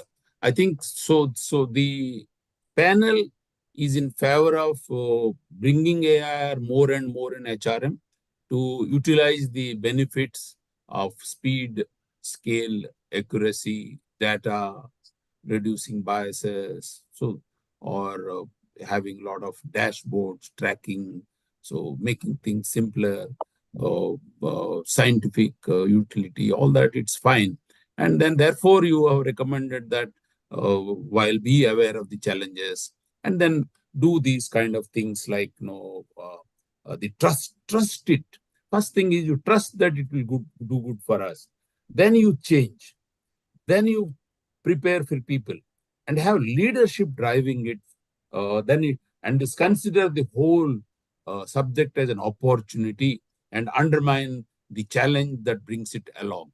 So, I mean, it's a very tilted balance sheet of more about opportunities and benefits. With that, we will go to the organizers. Would like to know whether there are any questions. We are time-wise, we are going absolutely as per AI. AI asked me to stop. I stopped 10 minutes for the Q&A for the audience. Yes, sir. We have got one question from Dr. T.K. Mandal. If I'm audible clearly to all of you, sir? Yes, sir. Yes, sir. Yes, sir. So he has got a very good question. That question to you, sir, Rao, sir. What are your views on mitigating the general fear, psychosis among some people, in spite of many pros of AI in HR, like it happened during computerization in banks? He was referring to the time of 2000 when many of the bank people were supposed to leave. And let me add to him, to T.K. Mandal's question, that there were the good employees who left the bank were very efficient employees. And what will happen with AI now? Wonderful. Great question. Great question. See, employees are human beings. And human beings have got apprehensions. Human beings have got doubts. So what is important is the communication. First thing is, the communication must reach people. First thing is, I mean, what the company wants, the strategic leaders want, it has to reach people. Number two is the communication should be understood. See, sometimes we use such language, use such jargons, use such abbreviations, and then people don't get the cream and meat of the whole thing. The third one is acceptance. So first is receipt, second is understanding, third is, and somebody will accept it only when he see a rationale behind it. It's not always what you want to say, why you want to say, because the why part is important. Human beings, they want to know, why do you want to do it? What is in it for me? What benefits will bring? If it brings challenges, what happens? So what is it? And the last one is people accept, but then they don't implement, they don't participate. That's because it's a leadership challenge. Any change management, when Dharm talked about change management, change has to be driven from the top.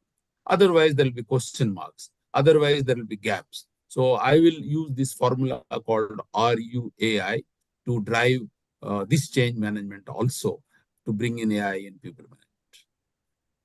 So, sir, with your permission, can I add something here? Yes, yes.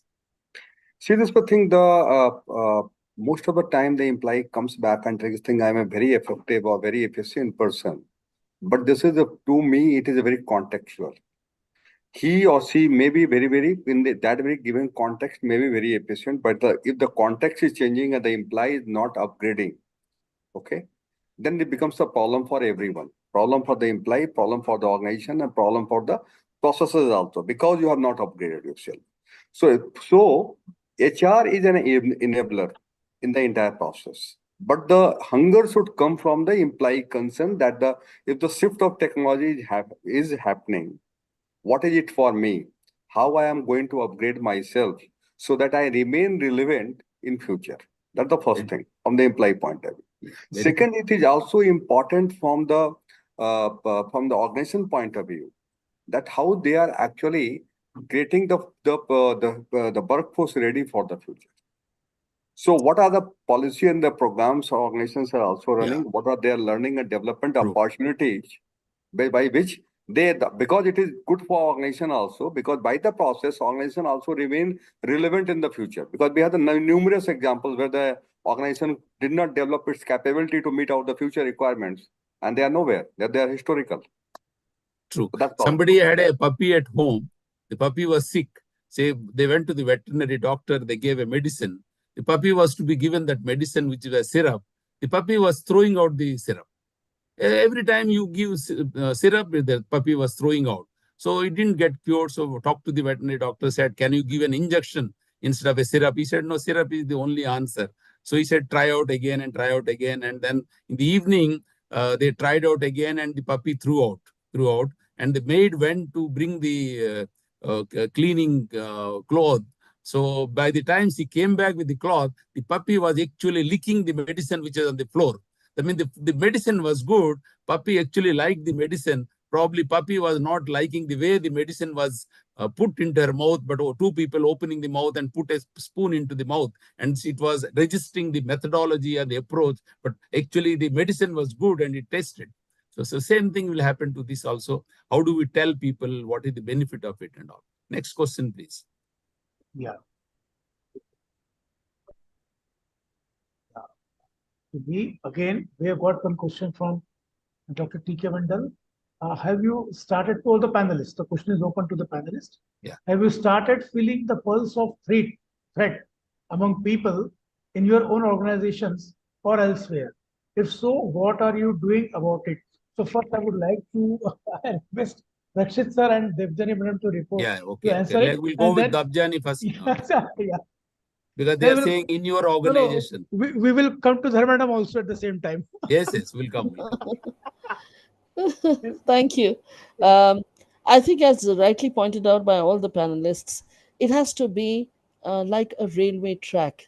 If we want to adopt AI, we also need to address the processes, the systems, the people orientation, and ultimately the culture which gets driven from the top.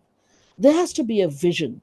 There has to be a clear-cut enablement and an acceptance of the fact that the organization is undergoing a paradigm shift in the way it has been, the way it wants to perform, and the systems and processes, therefore, that needs to be looked at from an opportunity perspective as to what needs to be changed, how do we need to enable it so that the progression of AI becomes complementary.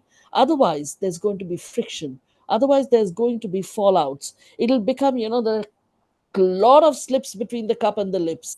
Therefore, before we actually get into that, and technology disenablement can be a real issue of fracture in the organization culture.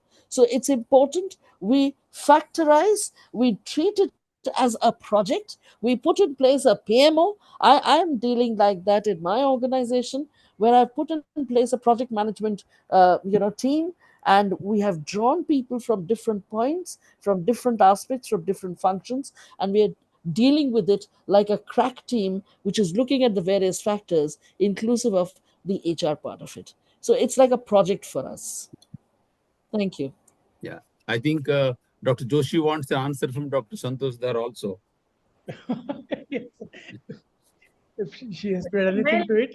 I think what is important is, as it was mentioned in earlier when we were talking, that as human beings, the first thing which comes to your mind, if there is going to be a change, what is there for me? How I will be benefited. So if that thing is communicated, as it was pointed out earlier also, if that is communicated, because after all, organizational objectives are there, but there you have your personal objectives, personal goals also, no, you have certain things in mind. So where you see that in the process, I'm also growing, I think the resistance is going to be less. Dharm, you want to add something? Certainly, sir. First of all, see this thing, the change is a continuous process. Let's not become as on date or at this way juncture too much apprehensive about the AI is going to completely change the spectrum in which we are playing right now. So slowly, the only thing what I find is the speed is very fast. Otherwise, you see this thing. Particularly, I will just tell you this thing. Automotive industry. The last 5 years, we have seen all kind of technological disruptions. BS3, BS4, BS6, EV, and whatnot, a new hydrogen and what are the new fuels. But had the consumer realized this thing when we moved from BS3 to BS4 to BS6 and then now the EV, okay? At the same time, industry has built up its own muscle to actually address those kind of needs, okay? So, so let's not become too much fearful, too much like this thing, AI will come and from the next day onward, completely we will enter into a new world kind of a thing. The world order will, by and large, it is going to remain same, okay? Only the little bit changes are happening, and somewhere you'll find the thing is some of the industry, as by being mentioned by Professor Santosh Rangekar, that some of the industry, it is a requirement, like a financial sector. It is too much urgent requirements are there. Manufacturing, it will come later on. Okay, aviation, I find I think it will much and more higher kind of things. And during the COVID time, they have actually developed that kind of algorithm that how the alternate seats are going to backend and something like that. So it also depends upon your context, in which context you are talking. True. Context is important. Dr. Joshi, Yes, do you have another question, or you want to continue with the same question? Do you have a third question? I think, Dr. Rao, if I raise this, I just wanted to know if you're facing any, signal of fear or threat among the employees in your organization. Because sitting here, we do not know. Have the industry or the firms already started getting inputs? Is it good? It is bad? Positive? Negative? Whatever. Yeah. So I know about companies. I'll not name them. Large companies. So wherever they have used AI in HR, so it comes out through employee engagement surveys. Then specific, they do group discussions, focus group discussions, and they also encouraging feedback on maintaining privacy. People are giving that. So people have come out with three things. Number one is the job threat. That's number one. Number two is what all the panelists said is on the privacy. So my medical history, my potential history, what will happen to the privacy? And this is an IT company, I'll tell you. And the project leads they are now talking about, no? So they are talking about if with AI, do we lose the personal touch? So these are the apprehensions they are doing. Reason, is like where Dharma is working and all, they are driving it is a change management. They're telling people that what they're telling people that they're also telling them what the enablers will give. See, it's very easy to tell that leaders should be technologically proficient, but they don't have been trained. The leaders have to be trained in technology. They have to be trained in digitalization. That's what we'll say. Dr. Joshi, looking at the time, so now it is 3:12. We have promised you to hand over the dice at 3:20. Just sum up what all happened. Then you can I think you want to thank us. Yes. Kind of getting the best out of the people. So what I have seen is when we raised this question on what is the benefit, four things came out very strongly. The one is the analysis, the data analysis and all, the scientific utilization of that skill. The second was the tracking and the creativity, the part, so that you can do more with lesser time and all. And the third bigger aspect came is this is an augmented intelligence in addition to your natural intelligence. So it makes your life easier. It makes people management easier. And when we came to the challenges, again, commonly it came on the leakage, the privacy part, the bias part, and the ethics part, emotional connect part, more around the connect.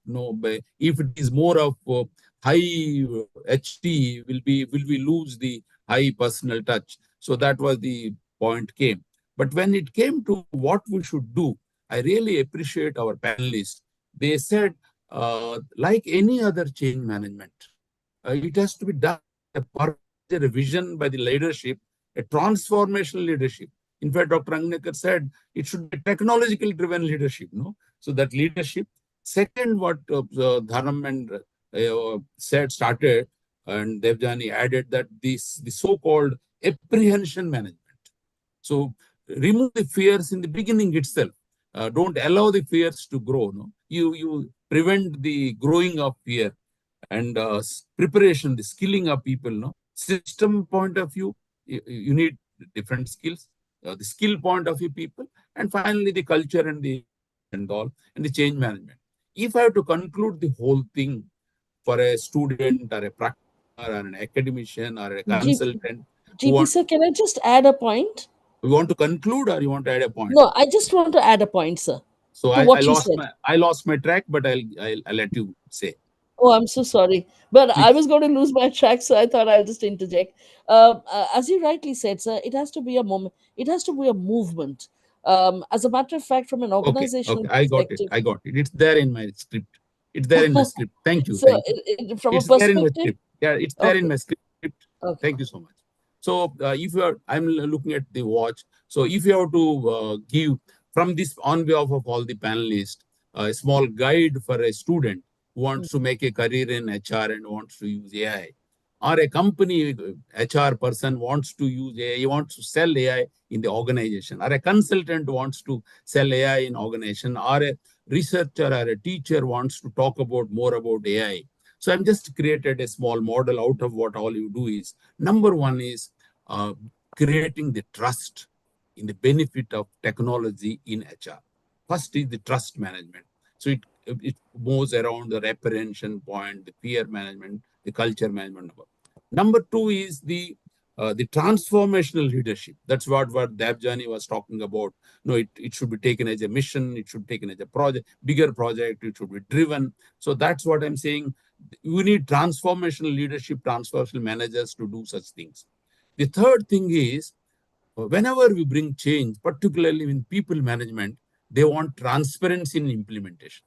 So what you are doing, we should know. You don't do anything behind our back. So I started with trust management. Second is transformational leaders. Third is the transparency. The fourth is human being want to see the benefit. Prayas ka parinam. So if you have got some parinam, please share with us tangible results. Because of this, the recruitment process got hastened. Because of this, we could do this. Because of this, we could do better labor management this time. We could negotiate a better, I mean, whatever you do. So, or we could do the talent management, a job rotation, or successor plan. Anything you do, they want to see the tangible results. And the last one I would recommend to the people, because it is change management, it is with people, we are discussing with sensitivities, we must track. You must track, evaluate, seek opinion, seek feedback of people.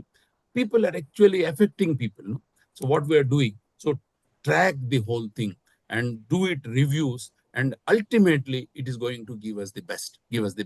So this is what we are recommendation from the panel to the organizers. So from my side, I thank the organizers, thank the panelists for this great opportunity, and I'll hand it over to our anchor before time. Thank you. So, sir, it is just like Indigo before time arrival. Before. Thank you so much. Thank you. No, it's all. I only do a post office job. Whatever you said, I try to sum it up. Rakshit sir, yes. if it is really an Indigo, then it is the Indigo of SBBB. So where should I start? Because this is a very, very good question today. That artificial intelligence, which is whether it's going to be a boon or a ban. So I start by starting with the Dr. Rao for setting a very right track by asking them to go with their concepts about the panelists. Then he asked to give them the challenges, and then he asked them to give them the suggestions for it. So I'm thankful to Rao sir. I'm thankful to Rakshit sir for coming with really he has spared time with us, because he is actually doing the HR practices with Zero Motor Corp. So whatever he shared was his life experiences. Then Dev Jonira, who is as dynamic as she was in the earlier stage today, so she has also contributed a lot and everything, and she's also doing a woman empowerment job. And this AI is very much essential in the financial literacy, what she has been doing. Madam, we are thankful to you for sparing time with us. Then the academicians, so we are thankful to Dhar Madam for sparing all about his opinion, all about her opinions in the AI. And what I feel is that, Rao, this is more like a boon, not a ban for us. The discussion sums up to be a boon, not a ban. And lastly but not the least, I'm thankful to Rangnekar sir coming out with so many research papers and live facts, and briefing us about the cities which are more prominent in accepting the HR. So it may be a new research whether if these cities, those who are accepting HR very prominently, are they going to be ahead of all those cities which are not accepting or which are lag behind? Because there are cities, and now as such this AI is so much prevalent. It has become a buzzword and norm of the day. So I'm thankful to all of you for spending time with us and giving us a right direction, and telling us that AI is not a ban but a boon. And before I go ahead, I request Honorable Vice Chancellor Dr. Upender Dhar for going for a closing remarks, followed by a final vote of thanks by the convener, Dr. T.K. Mandal. So over to you, sir, Dr. Dhar. Good afternoon to all of you. It was really an intellectual feast to listen to the speakers. And I'm very happy that all our speakers are very much updated, and we have enriched our understanding about artificial intelligence, particularly its application in HR. Yesterday, I was in Hyderabad, and I was amongst some executives. It was a small forum. I was surprised to listen to a speaker who started with this statement that all of you know that we have a common enemy today, and you understand that is artificial intelligence. I was surprised to listen to this statement.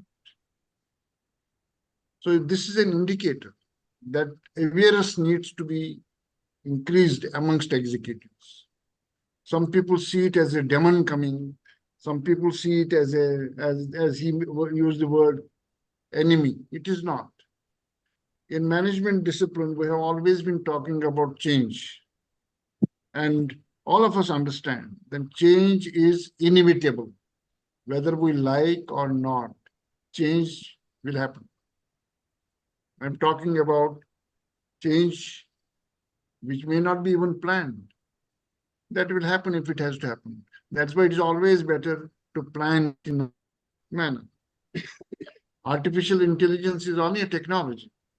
And in past also, many technologies have been introduced which have facilitated the industry in performing its function more efficiently and effectively.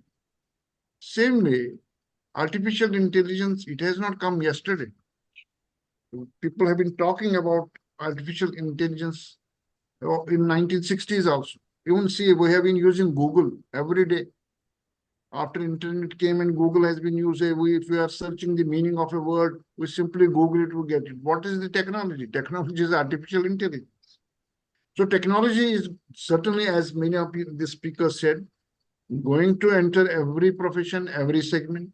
And it is to be seen, we have to look at the opportunities, how to use this technology in the appropriate manner. I agree with Dr. G.P. Rao when he says that it is the trust that needs to be developed on the technology. We shall have to trust the technology. And we shall have to develop the ability to use technology in the right manner. Even sometimes, certain good things, certain technologies, certain tools which can be used for good can also be used for wrong reasons. Therefore, first of all, awareness needs to be developed, not only in industry, it is across segments, including education. Even in education, artificial intelligence has already shown its face and for good. And the use of artificial intelligence is going to increase in the discipline of higher education also. Same, and in fact, education as a whole, even in school education. Same applies to industry. Same applies to healthcare and so on. So we need to be aware about the benefits of using technology in the right manner and take the advantage of the technology for the quality of life. Quality of life can be further improved with the use of artificial technology. And coming to HR, in HR also there are many uses. See, those repetitive, as Tapomai said, that I think Prem Singh said, that repetitive tasks can be replaced by technology. What is wrong in that? But at the same time, new skill sets need to be developed so that we can train people for using those skill sets in industry for higher performance, for better efficiency and effectiveness. So in all, I have heard all the speakers right from the morning. I would like to congratulate Dr. T.K. Mandal and the team for a very successful conclave. And I would also like to thank from my side, all the resource persons who have shared their very rich knowledge with us. So with these words, I'm sure that we would keep on organizing such conclaves, topical topics, and artificial intelligence and generative AI is such an area that we can have more discussion. So I would ask I would request Dr. T.K. Mandal to think of organizing another conclave, which can be at the second stage of what has been discussed today. So with these words, thank you very much. Thank you, sir. For sweet memories, can I ask all of you to switch on your cameras? For sweet memories? Yeah. Thank you. Thank you very much. Wait. Thank you. Mandal sir, over to you now.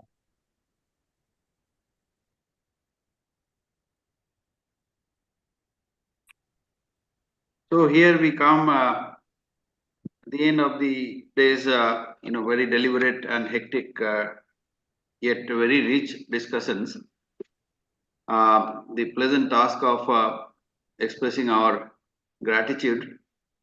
First and foremost, I want to mention the name of the National President of National HRD Network, Mr. Prem Singh, who ever since the idea of this conclave was conceptualized has been supporting us very strongly and encouraged us to go ahead with it. But he also suggested the names of the speakers and then finally gave his time to be here with us in the morning in spite of his having some engagement. In fact, there was some last minute engagement clashing with the timing of his his speech during the conclave. So my sincere thanks to Mr. Prem Singh for being with us. One name, of course, doesn't need mention is Dr. Upinder Dhar, our Honorable Vice Chancellor, as well as the chapter president of NHRD Indore. He has been a great support and pillar of strength for us, the entire team organizing this particular conclave. He has given free hand at the same time, encouraged us to make it as good as possible with the galaxy of speakers like you being present on this platform. So, sir, thank you very much, and thank you for the last words of guidance what you have given us just now. We'll take it forward definitely. Dr. G.P. Rao, why not? You are so helpful always, always. And in fact, some of the panelists you might have heard he arranged those. I mean, rather lined up those panelists on my behalf. He requested them because I didn't know them. So he reached out to them and then requested them, and they agreed. And I understand from Dr. It is his charisma actually which influenced these panelists to be with us this afternoon. So, sir, a lot of thanks to you, and I'm sure you'll continue to support us in all our endeavors from Indore. All of us know that you are such a great and expert, moderator. The way you conducted the entire session, salutes to you. Mr. Anurag Malik, in fact, you want to say something? Mr. Anurag Malik also happened to be with us and delivered an excellent keynote address. And in fact, it is again Dr. Rao who helped us in getting Anurag on this platform. So my thanks to Anurag and his co-panelists in the panel discussion, not in the panel discussion, I'm sorry, in the plenary session. So R. Anand of HCL Tech and Dr. Tapumai Dev from JK Lakshmi Cement. A lot of thanks to them. Madam Dhar has never said no to me. I mean, that's something which I can take pride of. And she has been there with us throughout the duration. I think she has been a constant thing. In fact, at one point of time, we may not be knowing her laptop actually comped off. So she was panicked. That was 15 minutes before the session started. So you can see the passion in her.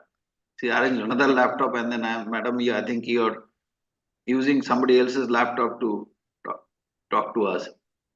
So thank you so much, ma'am. And as I said to others, you would continue to support us in similar endeavors in future. The panelists in the last session, Dr. Rangnekar, Sudham Rakshit, Dr. Debjani Roy, you have been great, and think you really graced this panel discussion along with Dr. G.P. Rao so well and Dr. Mrs. Dhar. My sincere thanks to all of you, and I'm sure you will also continue to support us and will be with us. I hope in future we'll have similar kind of events at Indore in offline mode, physically, in circumstances permitting, and I'm sure we will have you, at least some of you, if not all, in such on such occasions. I'll be failing in my duties if I don't thank the three anchors that we had, Dr. Rishu Roy, Dr. Rupa Sinde, and Dr. Amit Joshi. Excellent task done, and three of you have been really great, and they did a lot of preparation for this event. The technical team led by Sadab Sheikh, Professor Sadab Sheikh, the rapporteurs, Norbert Solomon and Mohita Kuswa, also have been with us, and they have done their duties in the background. So I must mention their names and then must send out on my personal behalf the feelings of gratitude for doing so well. And finally, the audience. I know the audience has not been very big in this event, in spite of good publicity. But then some people remained with us throughout, and I thank them for being patiently hearing and then going through this event. And we commit that we'll have similar enriching activities in future. So thank you all once again from the bottom of my heart, and wish you all the best. Thank you. Thank you. Thank you. Pleasure. Thank you. Okay, Vaina, thank you. Nice. Thanks. Thank you very much. Namaskar. Namaskar, sir. Thank you.